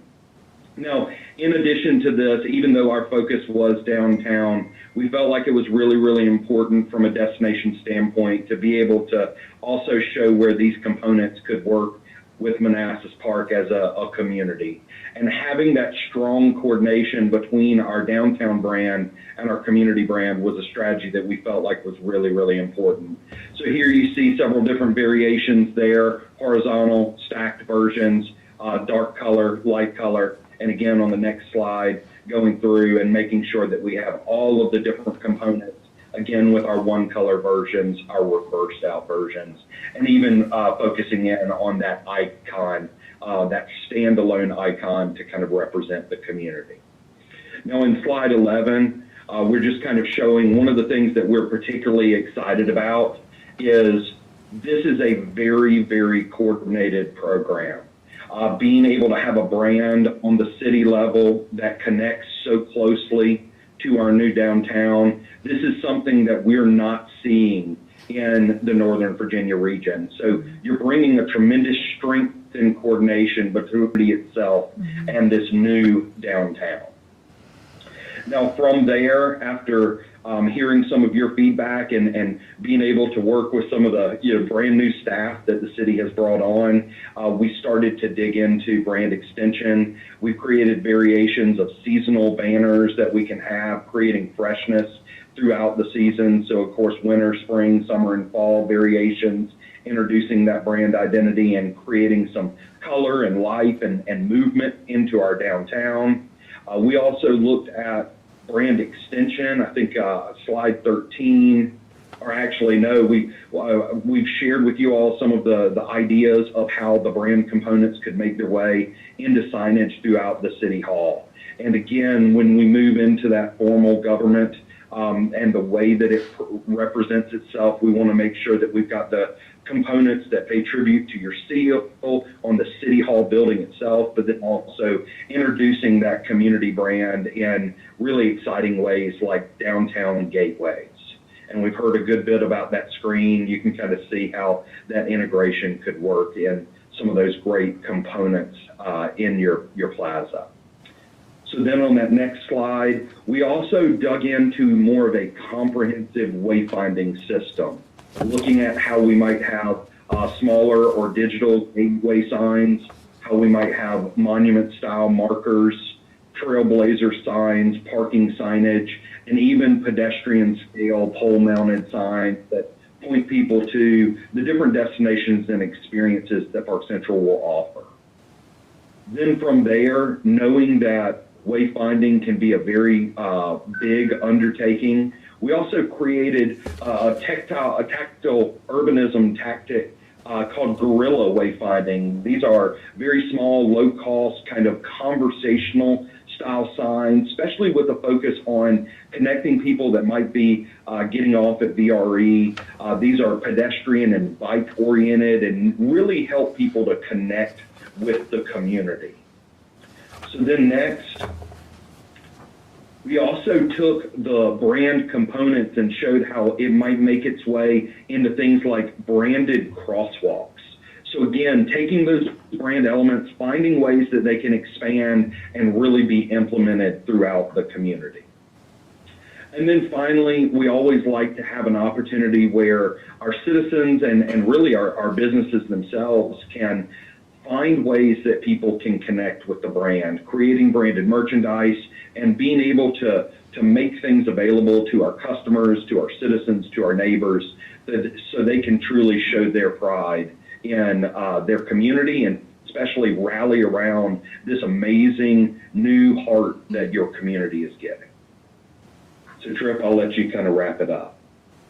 Well, kick it back over to the governing body and to Laszlo for any questions or comments. Thank you so much. This was a beautiful presentation. I want to thank you for really listening to us when we've put forward all of our ideas.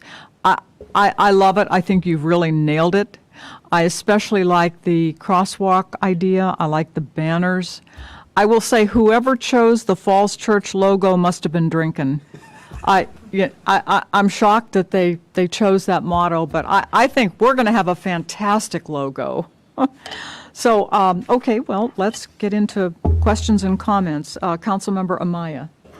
Yes, thank you so much for listening to our suggestions. I love the green now. The other one looked kind of military.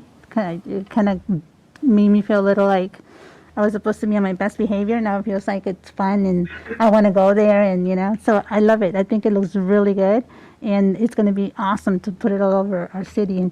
And to your point, yes, I think it looks way better than everybody else's stuff. So professional, so artistic, and so young, So I love it. Thank you. Yeah, thank you. Thank you so much. Yeah. Councilmember Hampton. Hi, thank you. I like the elements that you presented, especially the urban the urban tactics. I haven't seen that before. Yes, that's a mouthful. I hadn't seen that before, and I did like the signs. I still have reservations on the color scheme, and maybe it's part of my training, but one of my concerns is, will that color scheme stand the length of time? I think what always comes back to mind with me is the CBSI. That's something that has stood the length of time forever, or even the NBC Peacock. So that's just a question that I have, is that I know that these very, not neutral, but these very warm, very earthy colors are in now. So what's the projection 10, 20, 15 years down the road? With that being said, I will say this does look head and shoulders above the others, and I do like the fact that you showed the connection between the city logo and this Park Central logo, and I hadn't made that connection until you pointed it out. So it's more, I'm giving more comments than I am questions. And that's all that I have. Okay, thank you. Thank you.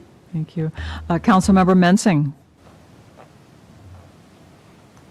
I like it. The first time I saw it, I wasn't quite sure what to think about it, but it's really grown on me. I think it's very holistic, and I think that you've really found a way to tap into our city. So I really like this. Thank you. Thank you. Fantastic. Thank you. Councilmember Moore. I too love it. I love the color scheme. I love the brightness. I love the emphasis on park and the font that's being used to spell park. I also love the branded crosswalk. That's very, very unique, and I think that would go far. So I just love the concepts you're presenting to us tonight. Thank you. Okay. Okay, thank you. Thank you. Councilmember Javed. Yeah, I have no questions. I'm in favor. I like the designs. My biggest concern was to add a little color, which they delivered. Add a little pop to it now. I like the park, the font, the arches is very fluid. It goes with the whole theme. So, thank you. I have no further questions. Okay, thank you. Thank you. Vice Mayor Banks. I'll be the outlier. I'm not in favor of it. I think you want color. That's the leaves aren't colorful enough. I want color. I mean, I want to see color all over, and it's not enough color. And I don't like the font for park either. But I'll be the outlier and say I'm not in favor of it. That's all. Preston, thank you. Did you pick the Falls Church logo by any chance? I'm sorry, I had to tease you. Forgive me. Any last minute comments by you, Laszlo, or any other? I just want to thank Tripp and Ben and the whole team, everyone on staff who supported the process, Keith and everybody who really helped kind of coordinate all the input sessions from the community and from all staff as well. Mm-hmm. Okay, thank you. Okay, so the motion is, staff recommended motion is that the governing body adopt the branding concept prepared by Arnett Muldrow as presented. Moved. We have a second? Second. Okay, all in favor? Aye. Aye. Aye. Opposed? No. Opposed? Opposed. Okay, we have two. Could you say your name so that it will be easy for Lena to write that up? Laura Hampton? Preston Banks. Okay, 2 noes, Banks and Hampton. Okay. Any abstentions? Okay, thank you very much. Thank you, gentlemen, very much. That was a great presentation. Thank you all so much. Thank you. Thanks. Thank you. Okay. Okay. Moving on to new business. Scott Drive costs and budget adjustment. Good evening, everyone. I'm Calvin Liddell, the Director of Community Development. First item of business that I have on the agenda tonight is related to the Scott Drive resurfacing and repairs that we did a few months ago. As I believe I spoke about at a previous meeting, in that process, we had originally budgeted a small amount for materials, coordinated with Branscombe Paving to help us with full depth excavation by milling out all the asphalt material. And then the plan was for Public Works crew to come in and excavate down to good soil, supply material for the subbase, and then have Branscombe Paving come in and do full depth where fully excavated and resurface the rest of the street. Unfortunately, as we got into it, we started some initial repairs, and then as the dump trucks were delivering material, we started noticing the material, the subbase pumping underneath the weight of the dump truck tires. Realized we had to go another route, so we contacted Bowman Consulting to come out and perform some action tests and recommend an alternative material. So there were quite a few areas that were initially done, had to be redone. Not only did they have to be redone, but they had to be done with CTA, as you mentioned, with a concrete treated aggregate material that provides more stability to the subbase. And all in all, after all the compaction testing and the additional materials, which was further complicated by the fact that we could not haul that volume of material, we needed really large dump trucks. So we wound up spending significantly more on repair materials than we anticipated. And at the time that those invoices were coming in, we were allocating those materials and compaction test items to the line that we had budgeted the project from, which was street improvements and resealing. We knew that we were going to be tight on the budget, but we had hoped that Branscombe was going to come in a little bit lower than their estimate. Unfortunately, they did not. And with the $48,000 material we spent in the repair process, we now don't have enough room in the street improvement ceiling to handle the Branscombe invoices. So staff's recommendation that we go ahead and move the $48,080 over to the additional streets line, the other capital line that we use annually for streets projects and resurfacing projects, additionally concrete sidewalk projects, but move those materials and compaction expenditures over to that line so that then we can still handle the Branscombe invoices in the way that the governing body originally approved. That is staff recommendation that we move $48,080.10 to additional streets projects to accommodate these Branscombe invoices. Any questions? Okay. Thank you, Calvin. Thank you. Vice Mayor Banks, questions, comments? No questions. Okay. Thanks, Calvin. Councilmember Javed. Yeah, none here. Thank you. Okay. Councilmember Moore. No questions, thank you. Councilmember Mensing. No question. Okay. Councilmember Hampton.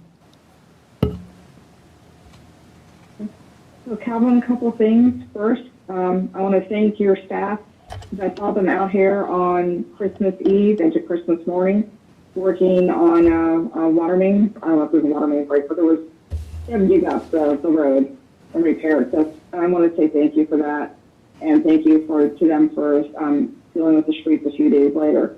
My second question, actually that was more of a comment. Now my actual question, can we anticipate kind of you'll find the same situation with Upper Kent and some of the older streets here on the west side? We had originally had Bowman Consulting come out and do some street borings on Scott Drive. The same process we executed on Evans, the Evans Street repairs a couple of years earlier. That's the same process we followed for Upper Kent. Much more numerous borings on Upper Kent, the longer street section. Where we took the borings, we wound up not having to redo any additional work or go any deeper than originally anticipated. What we found when we opened up Scott Drive was an incredible amount of moisture in the subbase. We had over decades numerous water breaks along Scott Drive. We knew that. Had we had under drains in place with the initial road construction, perhaps that moisture would have had a method of a means to escape under the pavement, and we wouldn't have been dealing with such saturated base conditions. So it's really difficult to say that we won't ever encounter situations like this. I can say that the Evans Street repairs, what we found underneath was simply a lack of properly compacted subbase, lack of good pavement design. And those repairs went as predicted and held up well. Scott Drive certainly did not go as we did not expect that amount of moisture to be trapped under the pavement. We did not expect that to go as deep as we did, or use the types of materials we had to use to satisfy the need. I'm hopeful that this is one of those rare occurrences where we had a street that had numerous water breaks along it and the moisture couldn't find any real way to escape. But I can't guarantee that, and it certainly could be an issue that we discover as we start repairing more of these older streets. I don't think any of these original town streets were constructed with under drains. But I don't want to say, yeah, we're definitely going to find this situation again. It was a bit odd. Was really surprised to see what was going on as the equipment was driving over it. But it's something we need to be aware of, preparing contingencies for these projects, because once we get started with them and we've got streets torn up in front of residents' homes and we're affecting the way they get in and out of their homes, we really don't have much choice but to hurry up and get the job done. So although I'm hopeful that we don't run into this situation anymore, I certainly can't guarantee that. Do you have a follow-up? I'm just trying to read. Councilmember Hampton, do you have a follow-up? Just trying to. Okay, I think you're on mute. No. Thank you. No, I don't have a follow-up. Okay, thank you. Councilmember Amaya? So just I guess just to know how we fixed Scott Drive, we did all that underground situation. Do we anticipate that that's going to do it again, or is this like the final fixing that we're going to do? Is it going to be something that's going to last for years, other than the surfacing, obviously? Certainly, what we did was when we went out and we had resurfaced this road not too long ago. As soon as we started noticing that immediately following the resurfacing, we were already getting degradation of the pavement. Before we moved forward with resurfacing again, which was certainly justified, we had Bowman come out and do some borings in the really bad areas to give us an idea of what the pavement condition still was, what the subbase was like underneath of there. And where we took those borings, we didn't really find any surprises. What we found was near the areas of some of those borings, the moisture was much worse than we had ever realized. What we hope that we have is I think I said in the meeting, I was quite shocked at how large the full depth repairs areas came out to be after the boring test. It was a substantial amount of work and a lot of work for the crew. So we did a lot of full depth work out there. And one instance of a failed repair using standard aggregate, we immediately did the entire job in CTA, which is a cement treated aggregate, a concrete treated aggregate. So everything that's out there that was repaired full depth was repaired with very solid subbase, really quality material, and we had compaction tests performed on it. So I would like to say that we can forget about Scott Drive for a substantial period of time. There's no guarantees with any work, but with the amount of Scott Drive that we actually excavated repair on with CTA, I'm very hopeful that we don't have to deal with Scott Drive anytime in the future. Now there is another section of Scott Drive going the other direction that we will have to address, but this was the section that we had the biggest history of water breaks on. We knew that we continually had pavement failures there. I want to say, rough estimate, probably a third of the entire street was actually given some sort of full depth treatment with this repair. So I'm very hopeful that this holds up and that we're not talking about this section of Scott Drive for a very long time. That's good to hear. Thank you. Thank you. Follow up? Okay, thank you. Thank you, Calvin. Staff recommendation is that the governing body approve the reclassification of materials and compaction testing expenses associated with Scott Drive repairs in the amount of $48,084.10 from street improvements and resealing line 302-94100-0143-00 00-00 to the additional streets project line 302-94-100-0135-00-00 to allow contract services invoices to be paid as previously approved without exceeding line item budgets. Do we have a motion? Moved. Okay. Do we have a second? Second. Okay, thank you. All in favor? Aye. Aye. Aye. Opposed? Abstained? Motion carries. Thank you, Calvin. Okay.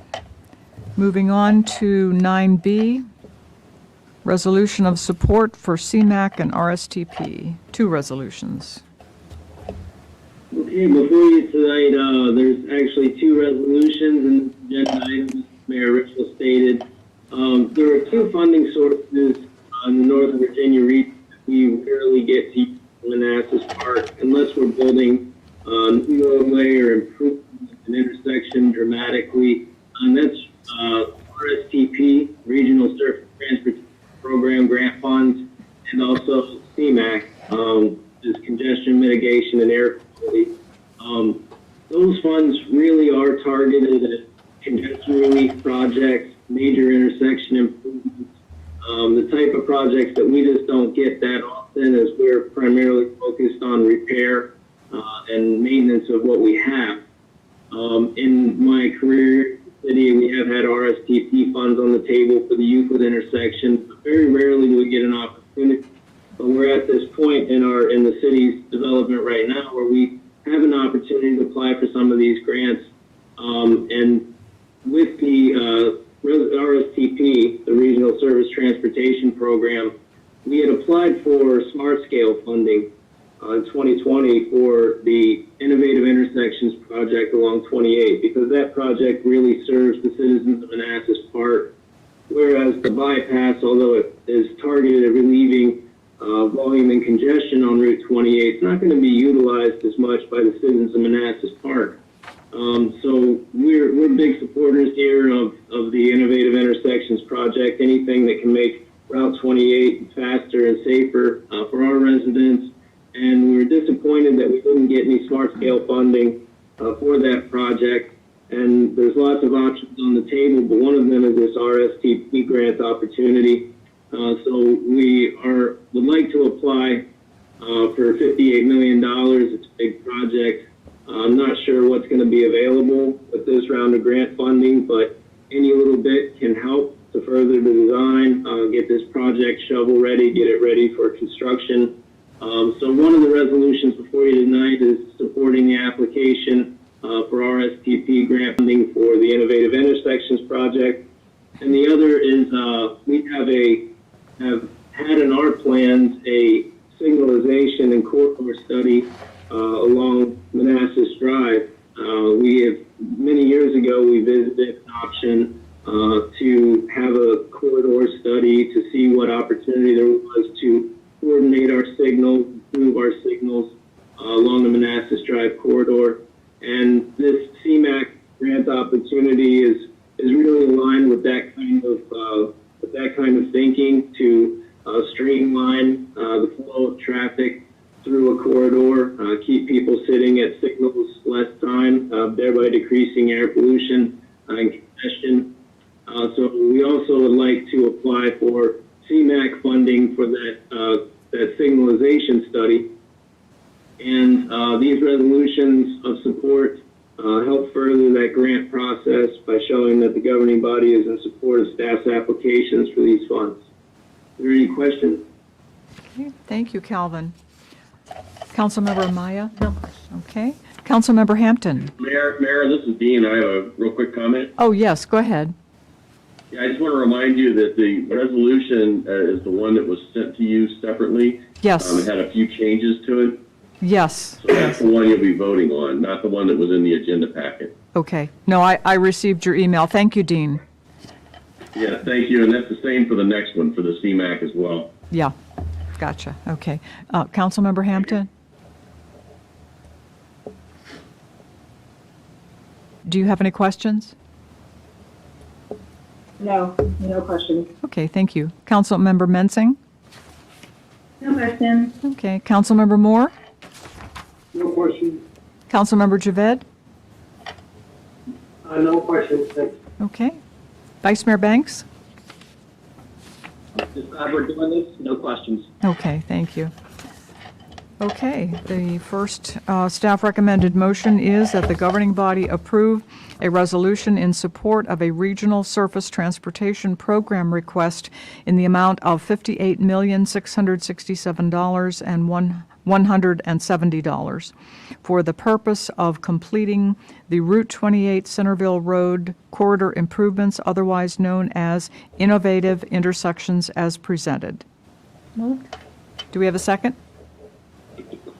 Second. Okay, all in favor? Aye. Aye. Aye. Opposed? Abstained? Motion carries. Thank you. Second one is that the governing body approve a resolution authorizing the city's submission to the Commonwealth Transportation Board for a congestion mitigation and air quality request in the amount of $500,000 for the purposes of completing the Manassas Drive traffic signalization study and upgrades as presented. Moved. Do we have a second? Second. Okay. All in favor? Aye. Aye. Aye. Opposed? Abstained? Motion carries. Thank you. Thank you, Calvin. Next one, 9C, commuter choice on I-66 corridor grant application, resolution of support. Are you? All right, this is another resolution of support for some more grant funding. As you're aware, the relocation of the garage as well as the addition of a city floor to the garage certainly increased the development cost of the facility. There is a grant opportunity through commuter choice on the 66 corridor to further fund the garage. The garage was considered fully funded through NDTA funds, but there is a gap now and a potential growing gap as the project evolves that we need to support as a city. And instead of taking that out of our general fund coffers, we were funding. This is a really nice opportunity. The timing is good, but this is a commuter choice grant. We're recommending that we apply for $2.5 million to support the project, support the city's funding portion of the project. Any questions? Okay, thank you, Calvin. Vice Mayor Banks? Calvin, how much of a gap do you anticipate us to have? I mean, if you can somehow, not that you can't predict inflation, but Inflation is certainly startling, and I don't know really how to predict that out. I know that with a lot of the equipment that we've purchased, we've been hit pretty hard. I don't know what exactly the inflation is doing to basic labor costs. But we know it's driving up materials and equipment costs.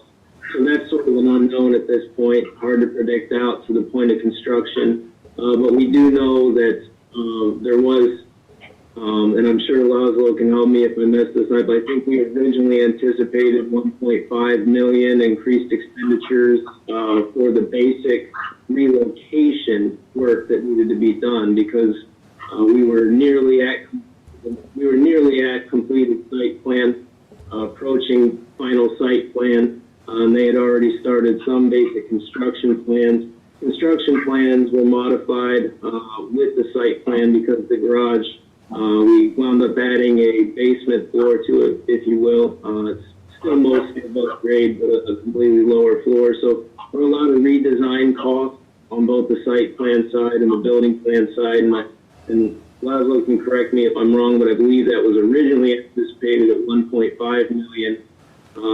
So there may be some room if we get this full 2.5 million to see further inflation and handle those issues.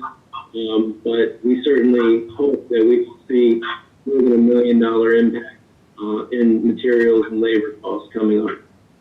Yeah, and that's correct. We built a cushion with this request. We also have funding in our EDA industrial bond, the lease revenue bonds, for the garage as well. We have about $2.3 million set aside for that purpose because we were adding that additional level.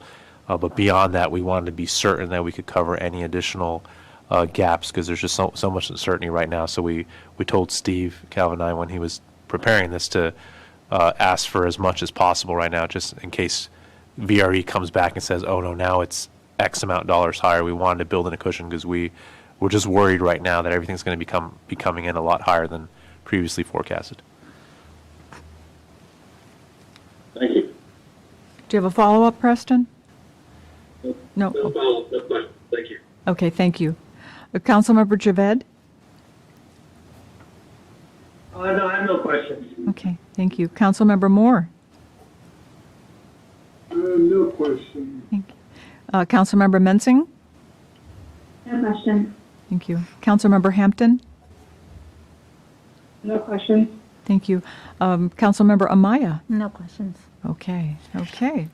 Staff recommendation is that the governing body approve a resolution in support of the Commuter Corridor grant application in the amount of $2,500,000 for the VRE garage project as presented.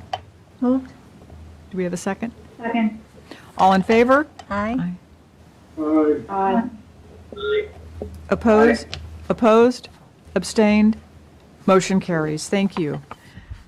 I think you might still be up. Yes, award of Park Central Complete Streets Assessment Contract. Okay, thank you.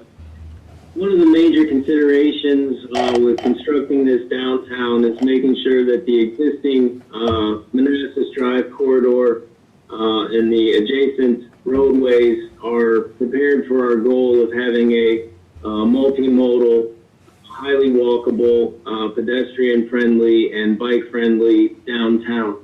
We know that over the years, we have received some complaints about the safety of the crosswalks, especially the mid-block crosswalks around City Hall. And part of that is probably due to the landscaping sort of becoming too large and obscuring signage, but it's also just that we have very little traffic calming through that corridor. I know that we have the speed table at the Park Center intersection and some speed bumps, but that corridor is primarily used as cut through during the rush hours, and people tend to go as fast as they possibly can. One option that I think some of you will remember, we brought in the Complete Streets folks to do a presentation to city staff and governing body members some years ago. Complete Streets is a concept that's been adopted throughout the United States, parts of the world. But the focus of Complete Streets is to improve not only pedestrian viability and safety, but to invite pedestrians and bicyclists to have a true multimodal corridor, true multimodal city. So we're quite fond of the Complete Streets philosophies. So we wanted to make sure that as we construct this downtown and continue to bring more and more pedestrians to our downtown, that we're taking an opportunity to look at how we can best provide the most pedestrian-friendly amenities to improve and enhance safety, and to make it a very inviting place for pedestrians and bicyclists. Steve all put together a very nice RFP, very detailed RFP. And we also had an opportunity to sit down with the interested firms and have a nice discussion with them about what the real goals were for the downtown, what the real scope of this study was. So we feel very comfortable. We did have two interested bidders, Wallace Montgomery and Newberry were interested and submitted bids.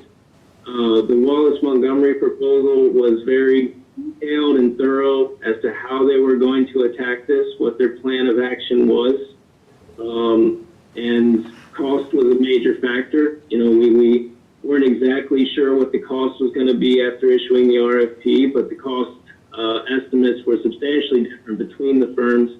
But we were quite pleased to see that Wallace Montgomery not only was the cheaper option, but their response was very detailed, very easy to follow, and it was very easy to see how they intended to provide the information that we were looking for. So we're happy tonight to recommend that we award the contract for this Complete Street study to Wallace Montgomery on the page. But their total came out to $54,580. We really feel like, you know, with the quality of their proposal, that we'll get real answers, real direction on some of the things we need to do, in association with our downtown, to really make this a place where people want to come and walk around, where they feel safe. It's really where they feel really invited to participate in downtown activities. Okay. Thank you, Calvin. Councilmember Amaya? Is this only going to be for the downtown area? Yes, the study is intended to extend to Conner Drive, parts of Conner Drive that interact with the downtown, parts of Euclid Avenue that interact with the downtown, but primarily focused on the Manassas Drive corridor from 28 to the edge of the City Center Redevelopment District.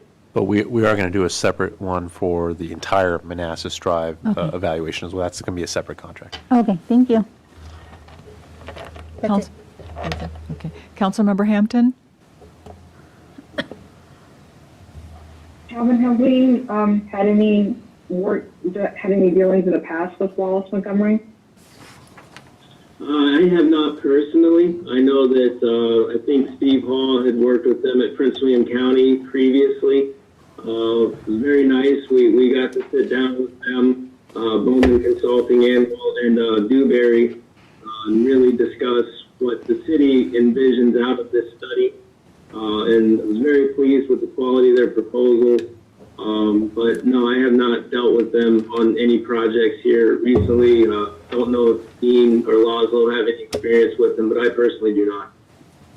I don't either. No. I did take a look at the different proposals, and I do agree with you. They seem to have the most hardy proposal, and I was pleased to see that they had used Microsoft's project to give us the timeline. Maybe that's the project manager and me speaking, but I was happy to see that. Thank you. Okay. Councilmember Mensing? No questions. Okay. Councilmember Moore? No questions, thank you. Councilmember Javed?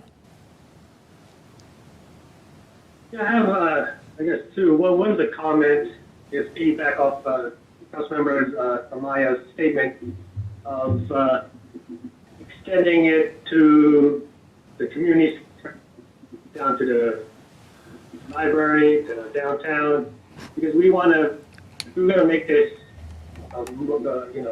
multimodal, pedestrian friendly. We need to make it as a one city, make the city be able to be connecting somehow. So being able to do a separate study later down the future, we should put that in our scopes. Yeah, we have. Sorry. No, go ahead. Yeah, we have a line item in our CIP for a Manassas Drive corridor study. I believe it's a $150,000 line item. We intend to study the entire Manassas Drive corridor. We know that there's been a lot of citizen requests for additional crosswalks all along the Manassas Drive corridor. We know that our goals of extending a trail system, connecting a trail system from Signal Hill Park to Blooms Park, we understand that we've really got to start looking at the entire corridor. So we do have a CIP project in place to address issues like that. It will be focused not just on signalization, but also on pedestrian amenities, potential for road diets where we can include bicycle lanes, things like that. There certainly will be looking for concrete concepts to be included in that study as well. But this one is really focused on the downtown and making sure that where we have these city center style street lights and where we have these city center style plantings, that we're not missing anything with our ability to provide ultimate pedestrian safety in this area that we're requesting that people come and concentrate in. And yeah, there is a project in place to address the entire corridor, but this is really a complete streets focused analysis of our downtown area. Thank you, Tom. I'm glad to hear that, that we have a plan in place for the whole corridor. My second, concern, well, not most of the question, is justifying using ARPA funds for this project. Yeah. I'm glad to speak on. Yeah, no, absolutely. It's this project, the improvements that we've been talking about here with the crosswalks, with the trees, the wayfinding signage, especially the wayfinding signage for Cinema Cafe has been deemed as necessary for their deployment to our city. Because ARPA is very emphatic that they want us to help recover the economy, and one way they want us to help recover the economy is by aiding impacted industries. They call them aid to tourism, travel, or hospitality industries, which they lump movie theaters and restaurants into those struggling industries that were most impacted by COVID-19. They want us to do what we can to help those businesses not just recover, but expand. And that's what we're going to be doing with Cinema Cafe, is helping out with their expansion. And is critical for enabling that, whether it's the proper trees to deploy in our downtown to ensure proper visibility, locations of wayfinding signage to the downtown businesses. That's all going to be critical for it. But so that's my justification for doing this. Like I always say, there's a lot of, I have to read the final guidance that come out, I want to say from the Treasury end of last week, and I know David and Pon are looking through that, but from my understanding, they made it even more flexible than what we've already gotten. And just as a reminder, because we're able to calculate so much revenue loss, and we're keeping that within the pot because of these types of questions. If we get audited in 5, 6, 7 years, it gives us that cushion in case they disagree with any of our interpretations. But based off the latest guidelines from the Treasury, they're trying to make it as flexible as possible. But some of the key legislation had was to help with economic recovery of our nation and to those struggling industries. And this is going to be critical not only for Cinema Cafe, but also the other restaurants that are going to be looking to expand into our city. Yeah, thank you for that. Well, I understand that the only thing was we don't have those industry right now. So I don't know if the timeline would be questionable, or they're saying, oh, we did this, but we were in a movie theater, or the downtown standard. Yeah.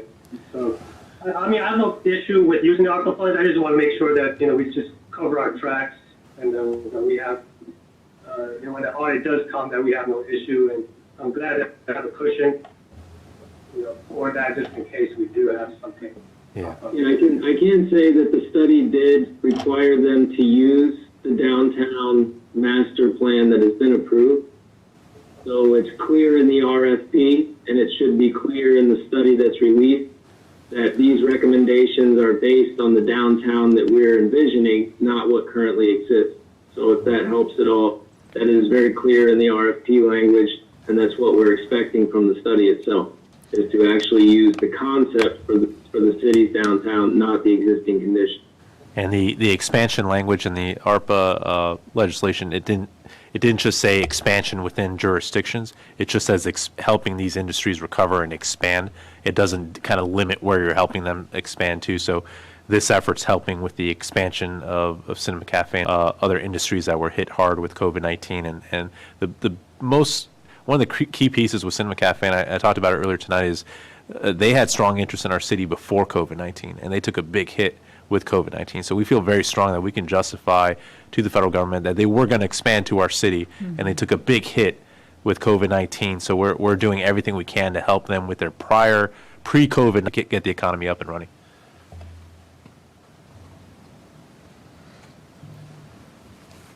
Do you have a follow-up, Councilmember Javed?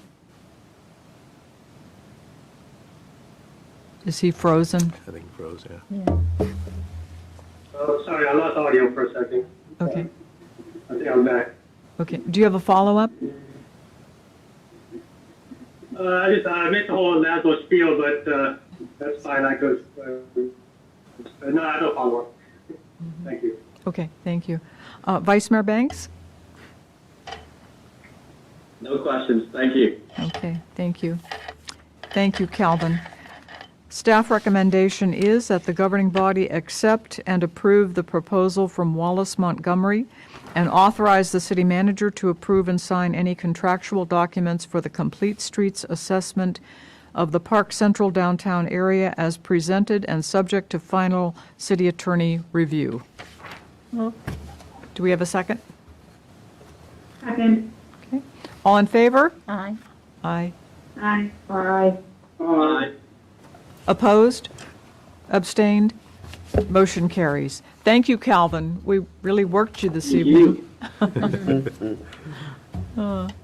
Okay, moving on to 9E, which is FY23 budget calendar. Give me 1 second here. I'm going to bring up the calendar. So.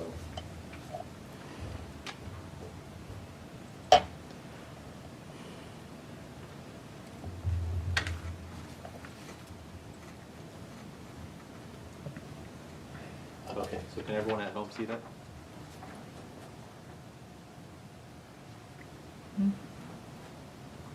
Yes. Okay, perfect. Okay, so good evening again.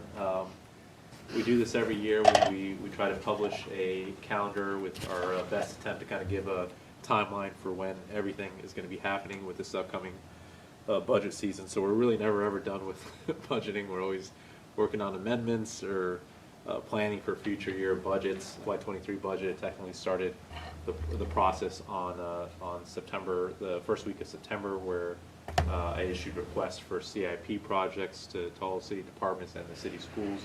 They submitted that back to me in November, and we're going to start the CIP process with the Planning Commission. You can see there on February 8th. But prior to that, the departments are going to get their budget templates for the operating budget here by the end of this week.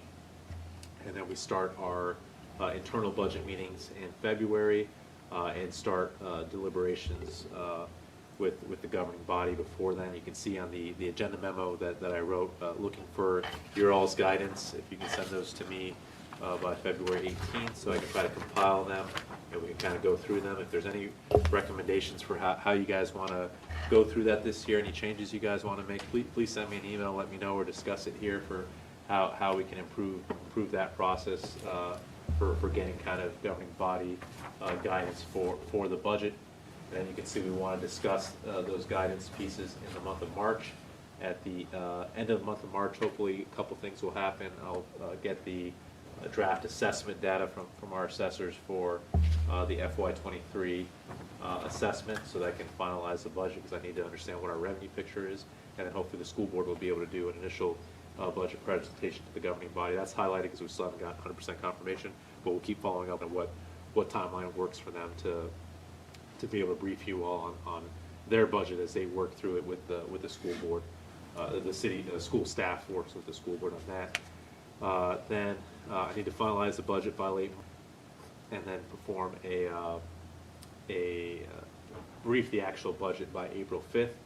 And then we get into all the work sessions with CIP presentations, departmental updates, and we really want the public to kind of know that there's multiple steps for your comments. We really invite you to come out or send us comments by April 19th for my presentation that I did on the 5th, and some of the presentations you may be hearing after that meeting as well, to give your initial input and guidance to us all, because by May 10th the governing body's asked to let us know kind of what their parameters are for the advertisement for the budget, and to vote for the school board budget via resolution. That doesn't bind the governing body to anything at that time. It just gives you all a good understanding for advertisement, at least what the ceilings are going to be for tax rates and budget spending. And then again, the public will have time, again, at any time, but also especially during the public hearing, which is tentatively scheduled for June 7th for that FY23 budget. And then we can have a few more meetings after that to vote on the final budget. So that's the proposed calendar, pending any edits from you all. And I have the Word version here, so if you guys want to make any edits, let me know and I can make some changes here. Laszlo, the 21st of June, which would be the date of adoption of the budget, is only 9 days from the drop dead date. Is that a concern?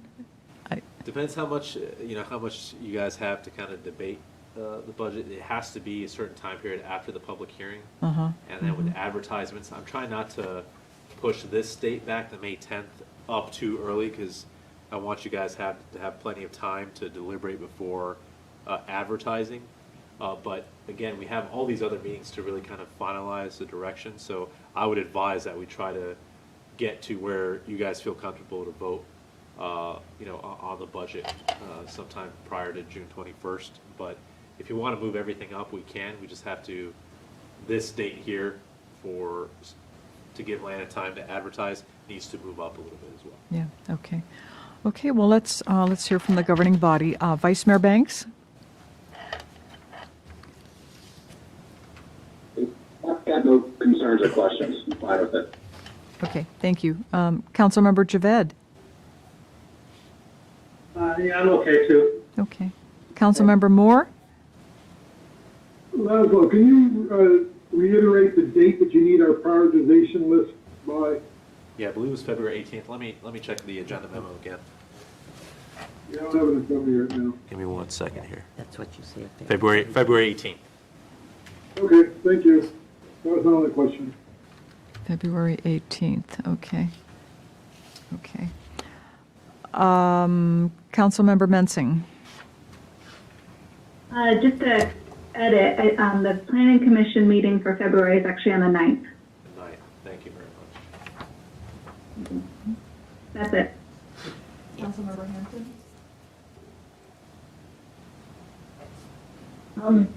I know I do have some reservations with the timeline going almost right up to the very end, but it's just reservations. I always just like to have a little bit of a cushion. But what I'm hearing from you, Oslo, is that if we pushed it back a week, so if we made the final decision a week earlier, then we'd have to push everything else back a week. Well, this May 10th, it gives you less time to deliberate, because I can't present the budget sooner than April 5th because we do real estate assessments by fiscal year and not by calendar year. So whereas other city managers, county executives get their assessment data by usually December timeframe, so they can present their budgets January, February. I get it like the third week of March, so I have like 2 weeks to finalize a budget and get that back to you all. So it's a challenge, but it can be done, and we've been doing it the last few years. So I brief you guys that first week of April, so I like to give you guys at least a month to really deliberate before you let us know what you want to advertise. Okay. Yeah, it seems like it's 2 weeks for you to turn around the budget once you get the money from the assessor. That just seems awfully tight. So let's just leave it as is then. Thank you. Okay, thank you. Okay, and do you need a vote or consensus? What do you need? I think just consensus. Okay, okay. Is everyone okay? Let's put it this way. Are there any objections to this budget calendar? Okay. Apparently everything is copacetic. Okay. Okay, moving on to City Assessor's Contract Amendment and In-House Assessor. Cool stuff. I provided this memo over the weekend, but I did have some additions today that I emailed you all. If you didn't have a chance to take a look at that, I'll just kind of, we talked about kind of the, what's happening with assessors. I believe I sent you all an email back in October notifying you that the current assessors, which we contract out, they were planning on retiring by January. There were some difficulties here or so, some complaints, but they're ready to move on. And they gave us a heads up they were ready to move on a couple of years ago, back in 2019, that at some point they would likely be moving on over the next few years. We were hoping we had at least another year, do our move to City Hall, get all this economic development so it worked out, and not have to stress out about finding some in-house assessors or a new contract. But this was thrown at us, and we had to respond. So I had David from Finance to do some research and come up with some good job descriptions, reach out in offices across our peer sister cities, Falls Church, Fairfax City, Manassas, kind of get a feel for how they do it, issues with contracting. There's not a lot of contracting options. We can certainly consider going out to an RFP, but I'm not sure we're going to get good results. But we like the idea of moving this in-house, having assessors here to deal with customer service directly, have an office where residents can set up meetings to engage with our assessors.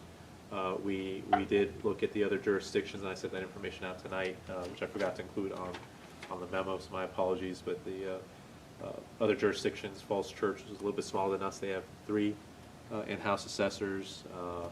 Fairfax City has 4, and Manassas has 4 as well. So we're asking for 2 as a starting point because of our financial position, and we hope we can continue to make that work. But again, we can explore different options in the future. But we've already started advertising. We started an interview process just prior to Christmas.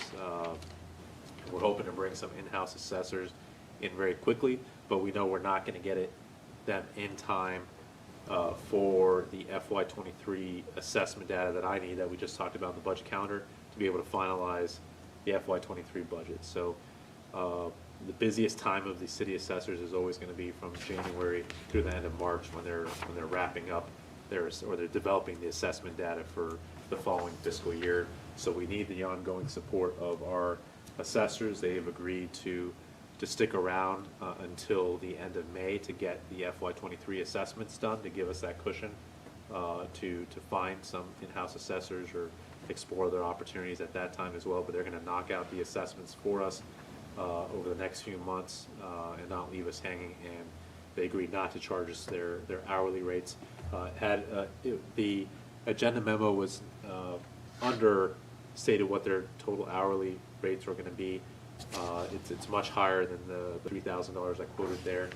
I didn't get a little confusion on the numbers there, but even that number was more than what they came back and said they can do it at a not to exceed monthly amount. So we're still getting a good deal, as you can see from kind of what the cost of assessment work, whether it's going to be another contract or going in-house. This company, East River LLC, they've been giving us a great deal over the last 10 years. They've been great partners, and we've never really had issues with getting our assessments done on time. So we were lucky to have them. We were trying to keep them here as long as possible, but they're ready to move on and retire.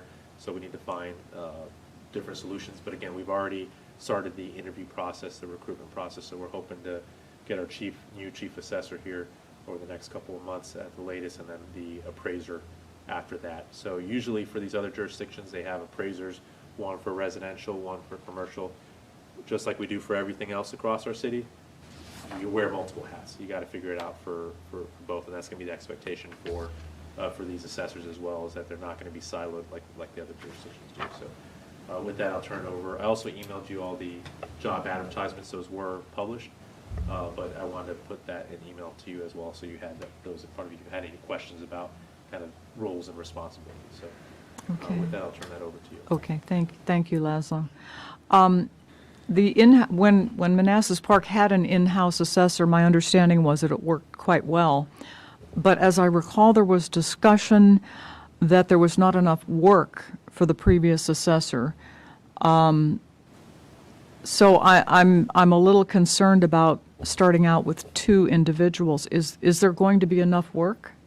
Yeah, again, I showed you what the other jurisdictions have. Certainly, we're much larger than Falls Church. They have 3. Mm-hmm. So I think 2 is I would hate to do 1, and then that person gets sick, and then we don't have kind of coverage to help out with actually developing the assessments. After they're done with the assessments, their work doesn't stop, right? They still have to go through all the appeals boards. Was it Board of Equalization? Mm-hmm. Yeah, they have to go support those meetings as people kind of contest their assessments. So I think at a minimum, if you only have 1, you're putting yourself at severe risk of not getting assessments done. How many are contested, say, for example, on a yearly basis? I don't have the data in front of me, but I know they go through some serious. I think Palisades has been the biggest one over the We've last. had 3. 3 for the This year. year. For the year. But that's Two of them are business. appealing to the board, though. That's not administrative review. They do a Okay. lot of administrative reviews that never get to the board. I see. They're I a see. 3-person team also, so Okay. it takes all 3 of them to do it. So I think 2 is putting us at a risk. If someone said that they didn't have enough work, I can't see how that happens. Maybe there may be periods during the year where their workload is always use support in other fields as well, but I just can't see them not having the amount of work when currently we're having 3 people do it. Are we the only client of East River? No. Yeah, No. we are not. Can I just point out also that when we had an employee, was back when we had significantly less people living in the city, probably over less than half of what we have right now. And also when we contracted out initially, the Richard Sanderson came in. He spent a significant amount of time changing the way we did things because we weren't really doing it using modern technology. So I would suggest that that one person probably didn't have a lot to do because one, we had less houses, but two, we've changed the way we do things. We have the computer-assisted, the CAMA system that we use right now that requires us to input information about each house that wasn't available back then. So, I mean, it's a lot more time intensive now than it was back then as well.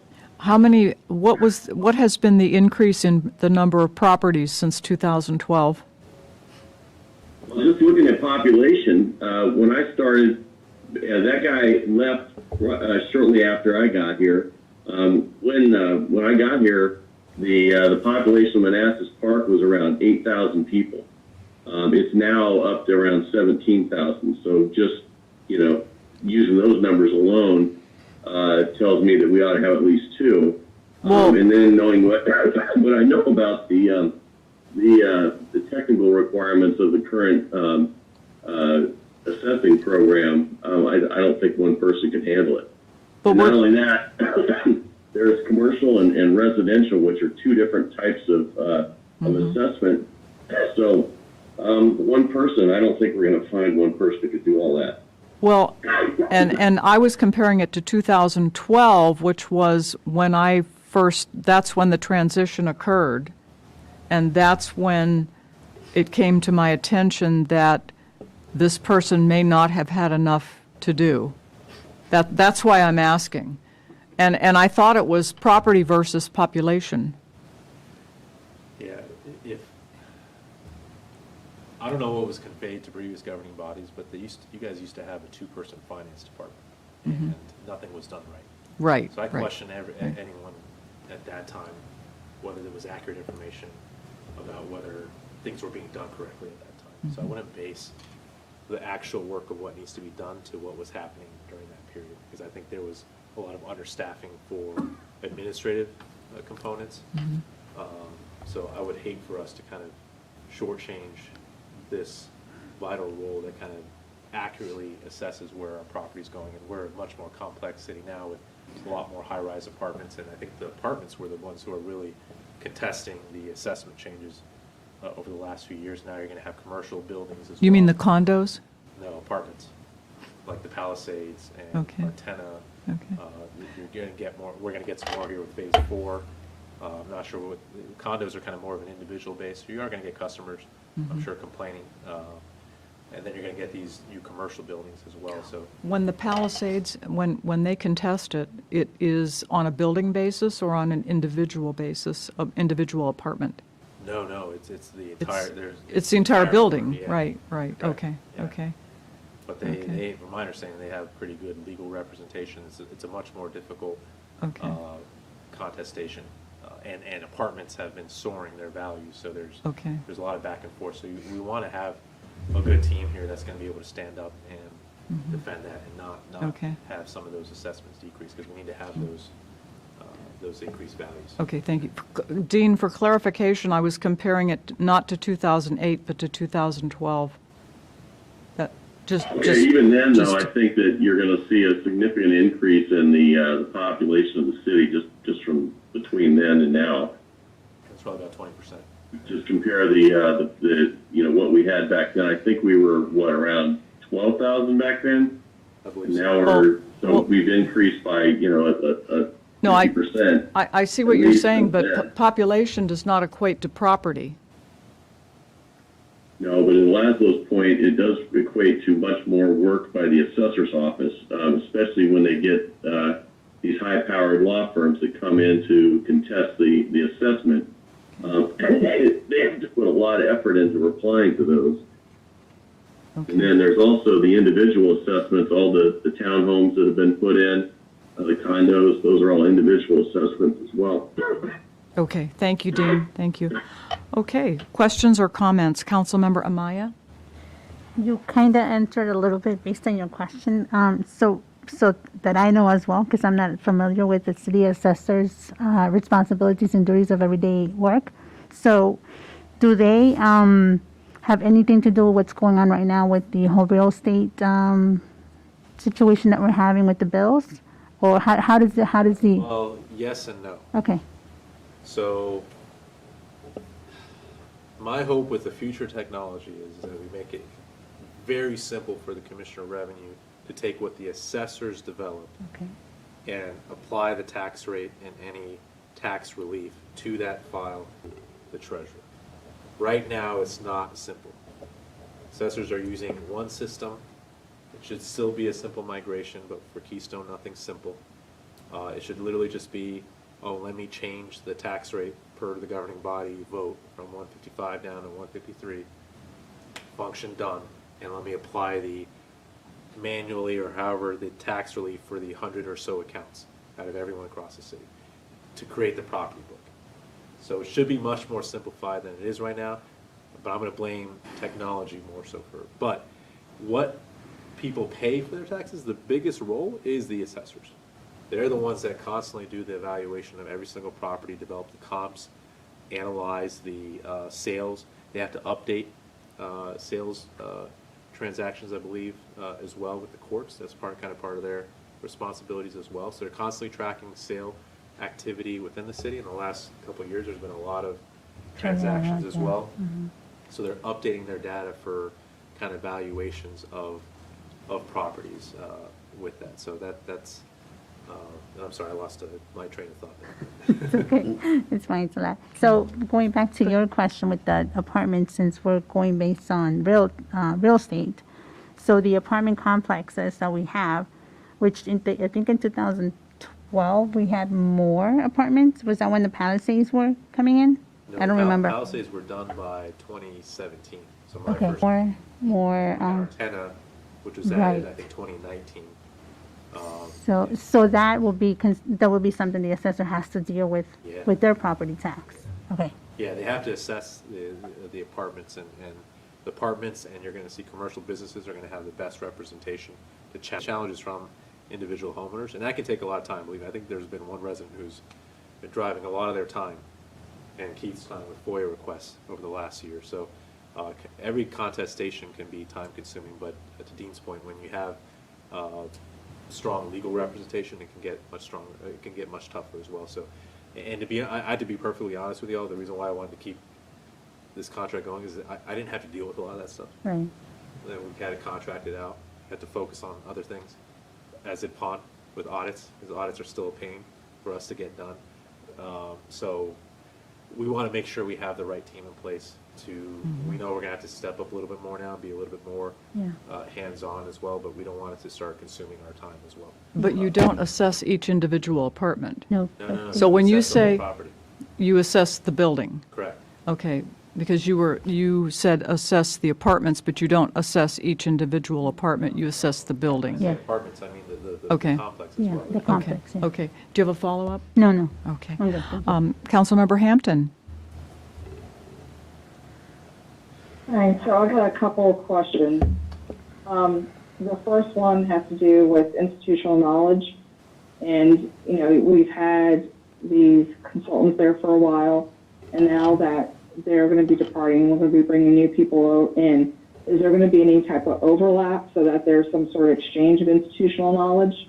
Yeah, that's the goal. That's why I wrote up the agenda the way I did. I'm assuming we're going to have at least our chief assessor on board over the next couple of months, but the assessors are going to remain through the end of May. So I'm hoping that there's a few months I can't expect someone just bring them on over the next month and have them do the FY23 assessments. They're really going to be working with the assessors to understand the nuances of our city and get up to speed on our current technology and do hopefully a proper transition before our contracted services end. And one of the big things that the new assessor team is going to be involved in is as we migrate to a new ERP over the next few years.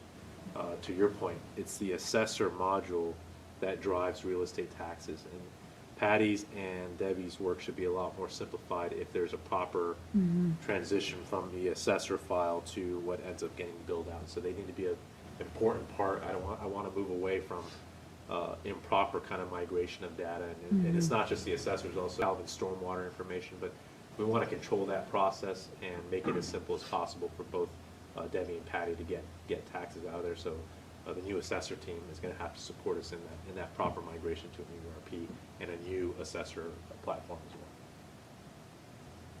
well.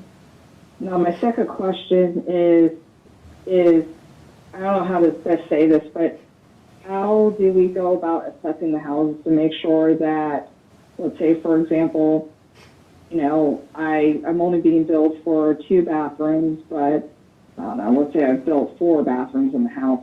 How do we go about making sure that the assessment that we're assessing actually aligns to what's inside the house or inside the property? And there's 2 answers to that. So one, if things are done legally, then our zoning office and building office knows about all improvements, and they get that information over to the assessors, so then the assessors can update their information.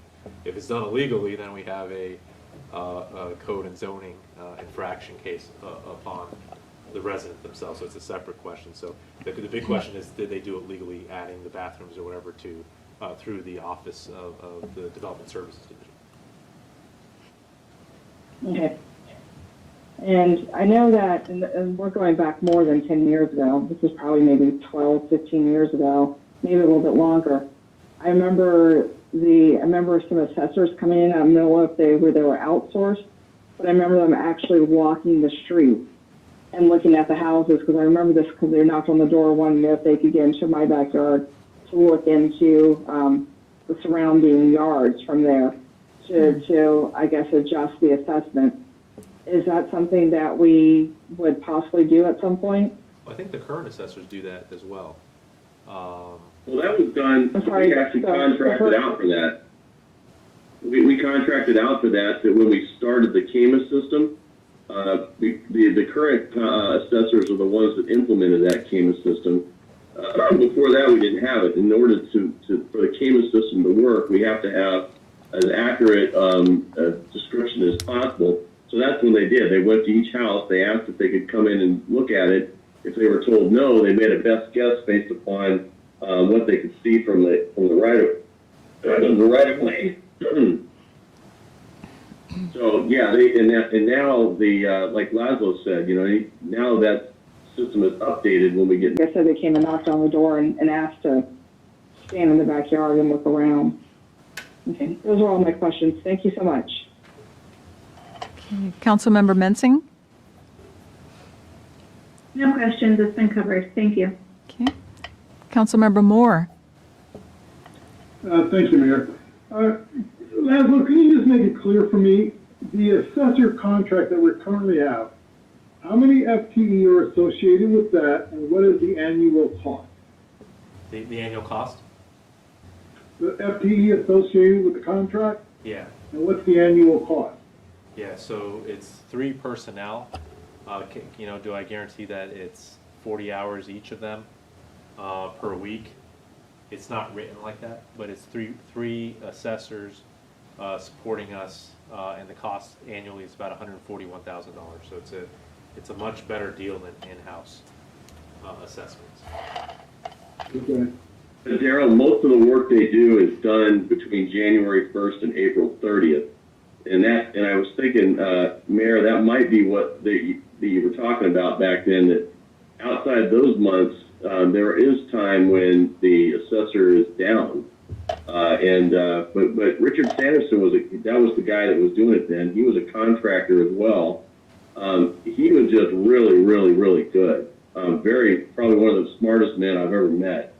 So, I mean, I think that comparing him to what we would probably get in-house is not an accurate comparison. I mean, for example, I think he went overseas and helped set up the entire system for these new countries that were created after the Soviet Union fell apart, and they finally decided to start doing a property management system. He was the one that went over there and set it up, and I want to say it was Kazakhstan, but I may be wrong. I know he did that for a while, so he's just a really sharp guy, and he was the one that was in there before the current assessors came in, and they were recommended by him for that reason, because he knew that they would be able to do it. I heard he was a sharp he was guy. a very unique individual. Yeah. Yeah, no, I did hear he was very sharp. Was Laszlo the assessor for the in-house? What is the FTE? I think you said 2 That's Three. correct. What is the dollar amount So, annually? yeah, 2 FTEs. We don't have them hired yet. I provided the advertisements earlier in email. So the ranges are for the chief assessor, 100,000 to 120,000, and then the appraiser between 65,000 and 95,000 in salary. And again, that was done based off of David's survey of all the different. We looked at all the different assessor positions and appraiser positions in our market, and came up with kind of the ranges of where we thought we could recruit somebody. So I'm sure you've calculated a budget. If you're starting an assessor's in-house, that includes not only salaries, but benefits, Yes. Equipment, supplies, office space. What's the total cost for the in-house assessor's office? Yeah, so I provided that in the memo for, I believe, a 4-month period. Let me annualize that. Yeah, well- Give me 1 second here. And I provided the FY22 figures, but let me give you the annual.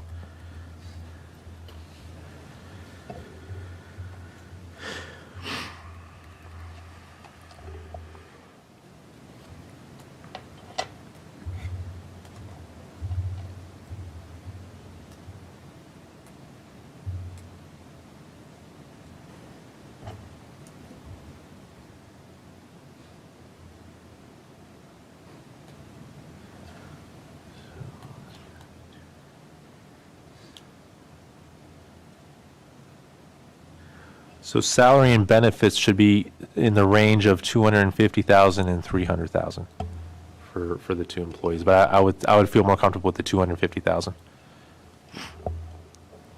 And that includes supplies, computers, office equipment. Yeah, well, Everything? that's a one-time thing. So usually for new employees, you're not spending more than about $3,000 in those things.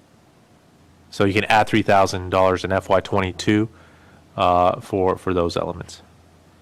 So, roughly $253,000 annually for the assessor's office in-house. That's correct, compared to the 141,000 right now we're getting from the in-house. So you can look at it as a $110,000 increase. But in the assessor's contract, we have 3 individuals. We're getting only 2 under the in-house. Yeah, again, they're retiring. No, I understand. Yeah. But there's got to be other firms and companies that do assessor consulting, the contracting. Yeah, from what we heard, there was other jurisdictions trying to get contracts right now, and they weren't successful that route as well.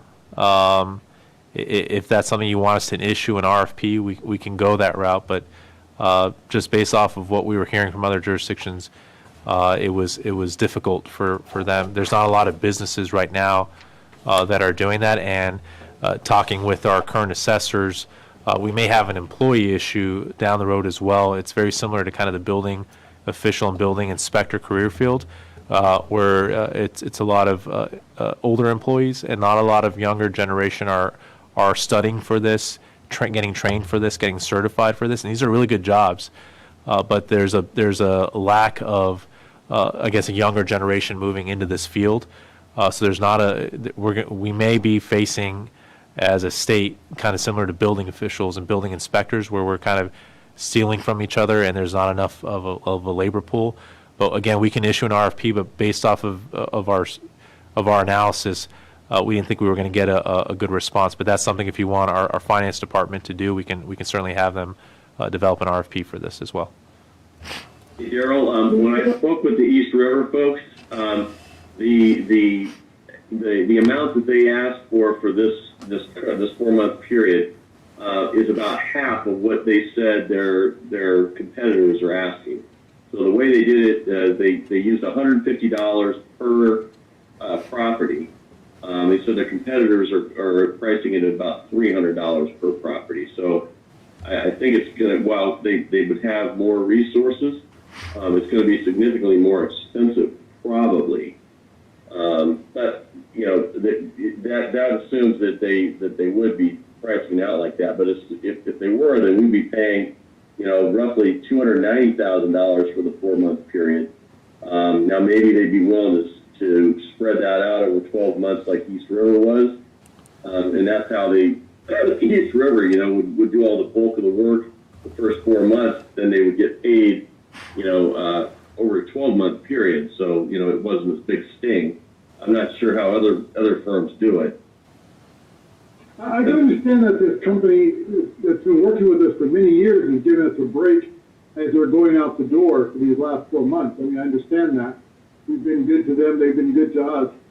But my final question to Laszlo is the $100,000 addition to our budget, where will that be coming from in the finance department on an annual basis for this assessor's, in-house assessor's office? Yeah, so you're saying within the finance department or within the budget? I thought that they were going to be housed within finance. Yeah, but you're asking me, I guess, to cut from the finance department to insert them, or to figure out a way to include them in our budget and have a balanced budget? Just what's your strategy? I just let me ask that question. How are we going to fund the 100,000 additional expenditure in our budget? I would have to, again, just like I get that question all the time for new items. So until I dive deep into the budget, I didn't include them into this budget amendment because this was we were trying to turn around what to advertise. We weren't ready to include it in this budget amendment, but it'll certainly be included in the next budget amendment and also the FY23 budget. So at that point out, I can answer you better in terms of how I was able to balance the budget. Are we putting the cart before the horse by moving forward tonight without a clear budget direction? I guess this is your decision. If you guys don't want to hire assessors, I just warn you that we're not going to have assessments, and that's a critical piece of our revenue base. It's a requirement for us to do this, and like I said, we can issue an RFP, but I think we need to move quickly here to get personnel here and do a proper transition with the current assessors. Maybe at your point that they weren't busy enough. If it was a contracted service, then we pay per hour, and we'd only be paying for the assessments that they're doing or the hearings that they're attending. And it might be cheaper overall than having the employees on staff. To your point, Mayor. I don't know honestly what the comparison would be. Those are my questions. Thank you. Okay, thank you. Vice Mayor, Councilmember Javed.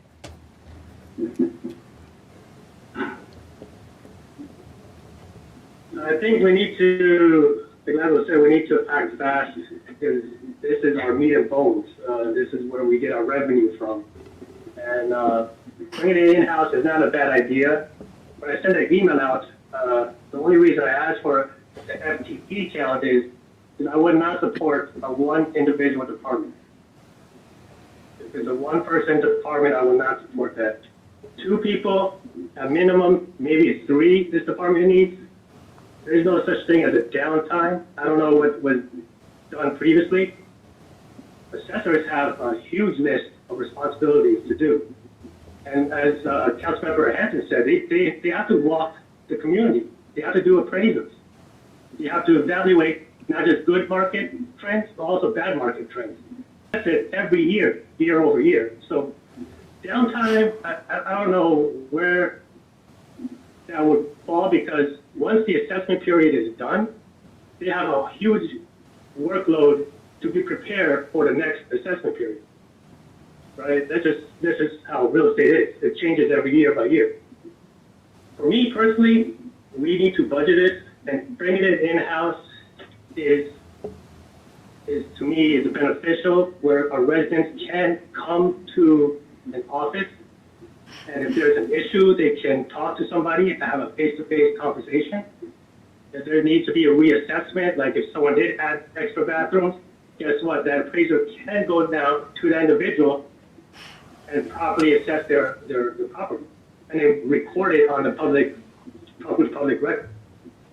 So, I mean, to me, 2 seems very low. I would say 3 minimum, but due to our budget restraints, I think 2 is workable. But I would not support a one person team at all. And like Lazarus said, we need to figure this out because, we need the help for this year as well. I mean, that's just my 2 cents on it. Do you have a follow-up, Councilmember Javed? No? Okay, thank you. There's no follow-up, but I guess, Lazarus, if we did a 2-person team, would they also, can they coincide with with Patty's office? Can we co-mingle? Oh, so yes and no. So if they remain in the finance department, then no. If you move them to the treasurer or commissioner, then they're employees of them, and then yes, they can. And I think that's the way the city of Manassas does it. The assessor's office is actually part of the commissioner of revenue's office. Yeah, that's who it would be by default if we don't get assessors. It would be our commissioner of revenue, so they would have to go there. Right, that's what some cities do, is they incorporate it into either the commissioner of revenue or the tax administration or treasury, I mean. But, that's all I have to say. Thank you. Okay. Vice Mayor Banks? I remember Richard Sanderson, and I'm thankful for his service. You're referring to Mac Page and his wife, Laszlo? Yeah. It's a three-person team. It's Mac, Ann, and Cindy. Yeah. Mac's great. I mean, he was well known in the area, and he's served us since 2012. Not that I'm questioning your recommendation or even your judgment, but what was Mac's take on this? Did he provide any input? Oh yeah, they've been part of this process, and they've been handing us resumes as well. They've been trying to help us with recruitment. They believe that recruitment in-house is going to be the best option, that we're not going to get it's going to be difficult for us to find a contracted source, or to Dean's point, it's going to be, they said, way over our budget means in the multiple hundreds of $1,000s. So they've been in step with us, and they've been part of the interview panels as well for the next assessor. Does Mac think it's a full-time job, or is it just a seasonal thing mainly? There's downtime. We all are aware of this. I think they would probably agree more with the C, that we should have the 3 personnel and the 2. But I'm trying to balance this, because I know there's going to be questioning of, we were spending $141,000, now we're spending a lot more. But the reason we were spending $141,000 is we had this amazing deal. So whoever negotiated that in 2012, kudos. I talked about historical failures earlier this morning, but that was a success. Whoever did that, brilliant. Because we were underspending on assessor work for the last 10 years. Now we're just going back. Now we're going to where we should probably have been had we not been lucky with our current assessors. Does that make sense? Yes. That's true. That's kindness, and it's also familiarity of the area. I think he came from Arlington. But I'm trying to see if we can. I mean, I like the mayor and also Councilman Moore's points. I mean, this is be costly on our budget. I think that this may be something. If we can get further input from him on just if there is downtime, what is the downtime? How long is the downtime? And the pros and cons of in-house versus using an outside consultant firm. Yeah. I'm trying my best to save the city some money for our citizens and make the right decision for our city as well. Yeah, I can. I think that Yeah, I'll ask the specific question. We've already talked about the outsourcing with them, but I can kind of broach it again. And then if you want to know again, I can ask him the downtime question. But again, I think they're going to lean towards we need more than less, based off their work. Yeah. Because again, they've been stressed out, I think, over the last year with a lot more work, I think, than what they wanted, which is, I think, one of the reasons why they're retiring, because things are just getting more busy in our city overall. Yeah. even if he wants to attend the next meeting and answer our questions, I mean, that would be useful. My understanding is, did I hear Dean correctly when he said that we are not East River's only client? Is that correct? I think that's what Dean said, yeah. So, Correct. so- Well, I will say that I don't think they have other city clients. okay, Cindy is she's an expert witness in a lot of lawsuits, and so she is oftentimes asked to be a part of these lawsuits. So I don't know if they have other clients like us, but they do work outside of what they do for us. okay, so the fact that they have a 3-person office really is not indicative of the fact that we should have a 3-person office. Which is why I recommend it too. Okay, okay.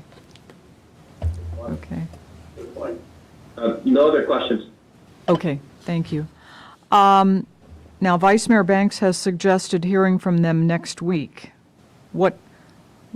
I'd like some input from the governing body as to what you would like to do. Do you want to take a vote tonight on this? Can Or- I just add, Yeah. their contract, and Dean, correct me if I'm wrong, it's up, right? Like, they can't start working if Yeah, it's we not need approved to tonight? vote on this Okay, tonight because okay. they gave us notice 3 months ago tomorrow, and so tomorrow the contract actually expires, terminated. So we'll have to enter into an entirely new agreement with them if we don't vote on it tonight, Okay, okay. or we can start paying their hourly rates. Actually, is what would happen. And Laszlo didn't Well, say there's it, but the cost when you add it all up with 4 of them working 40 or 3 of them working 40 hours a week for 4 months, which is 13 weeks. Right? I think it's 13. Well, whatever that is. Excuse me, more than that. It came out to $510,000. Jesus. It's a lot of money. So we're getting a very good deal on this part of it. Now, maybe the piece of whether or not we hire 2 employees or not, you can wait until next week on that. But definitely, the vote on the amendment needs to happen tonight. Otherwise, we're stuck with the hourly rates. That's good. Okay, so that would be, we would have to vote on staff recommendation 1, but number 2 could be postponed. Well, it wouldn't impact the contract. I mean, it would delay by a week, us getting employees. But we're in the process of interviewing and stuff anyway. So We have I mean, it's. Okay, I'll let Laszlo determine whether or not that would be a critical thing. I don't need that vote tonight, so, for the second, Right. we don't need to vote tonight on the in-house. okay, okay. So But number let's- 1, definitely. Let's see what the governing body would like to do. Vote on just number 1 or 1 and 2. Councilmember Amaya? I'm comfortable with voting for the first one and then getting more information for the second. More information on the second, okay. Councilmember Hampton, what is your preference? I said we vote for number 1. However, for number 2, we do need more information, including the pros and cons of insourcing versus outsourcing, as well as, I think, a clearer idea of a comparison of the cost, maybe like a side-by-side comparison of the cost of outsourcing with what we know and insourcing. Okay, thank you. Councilmember Mensing? I'm going to echo what Councilmember Hampton just said. Okay, thank you. Councilmember Moore? Yeah, I also want to agree with Councilmember Hampton. I think that the cost comparisons of the in-house and the consultant is going to be important for me. So I'd like to see the budget numbers for both on an annual basis. So yeah, getting the information is helpful. Okay, thank you. Councilmember Javed?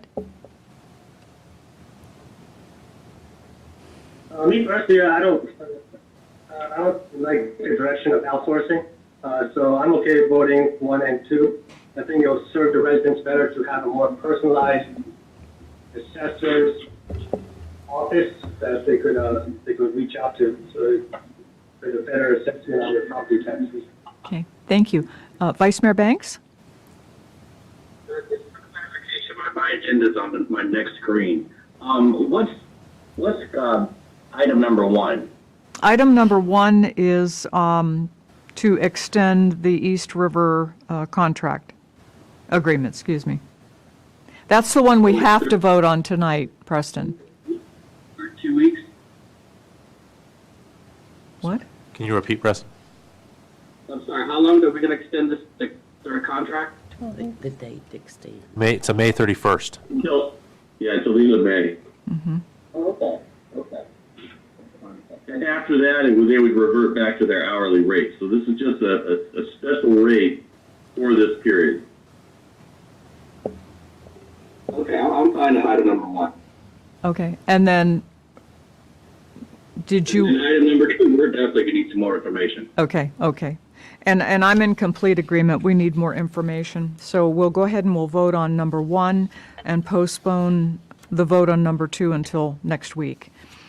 Okay, staff recommended motion is that the governing body approve a second amendment to consulting services agreement with East River LLC to complete the real property assessment for FY 2023 and ensure the notices of assessment are mailed to all property owners as presented and subject to final city attorney review. Moved. Do we have a second? Second. All in favor? Aye. Aye. Aye. Aye. Opposed? Abstained? Motion carries. Thank you. Thank you, folks. City manager's report, is there anything that you Nothing to report. have? Nothing. Nothing, okay. Okay, we're going to go in, before I read the motion to take us into closed meeting, as a reminder to the folks at home, please have your cell phones handy so that when Keith calls you, you will hear the call. And also, is anyone other than Alana coming into City Hall for the closed session? Will we be able to hear it from our virtual? You should be able to hear it Theoretically, yes. when Keith calls you, correct? Okay. But that is correct, I'm going to right? come in. I'm going to come in. Oh, okay, okay. Okay, so we've got 2 folks coming in. Yeah, okay, thank you. Okay, motion to go into closed meeting. The city? Yes. Beg your pardon? Should we vote to table that motion too, or is that not necessary? I couldn't understand your question, I'm sorry. Could you say that again? The question is, do we need to vote on tabling motion 2 for the last agenda item, or is it not necessary to do so? No, Unnecessary, no, that's just a being recommended postponed to, motion. that's being postponed for more information until next week. I'm not sure I'm going to be ready by next week, so, Oh, okay, yeah. postponed. My finance team. Okay, did that answer your question? I think he's frozen. No. No? Okay. Dean answered it, thank you. Okay. Okay, motion to go into closed meeting. The city attorney recommends that the governing body go into closed meeting to consult with the city attorney regarding 2 matters pursuant to paragraph 8 of subsection 2.2-3711A of the Code of Virginia as follows. The terms of a proposed lease with Girani Coffee House to lease a portion of the new city hall, and the terms of a proposed ground lease with Virginia Railway Express for land on which the new parking garage will be constructed. Do we have a motion? Moved. Do we have a second? Second. All in favor? Aye. Aye. Aye. Opposed? Abstained? Motion carries. We'll go into closed session with a 5-minute break. We'll wait for Alana and Daryl. I'll be there as well. Is that Preston? Okay. Yeah. I can't always recognize your voices. I know. Understand them. It must I be know. really hard for you, Lena, when you have to It track is. the- I've got my dependable here.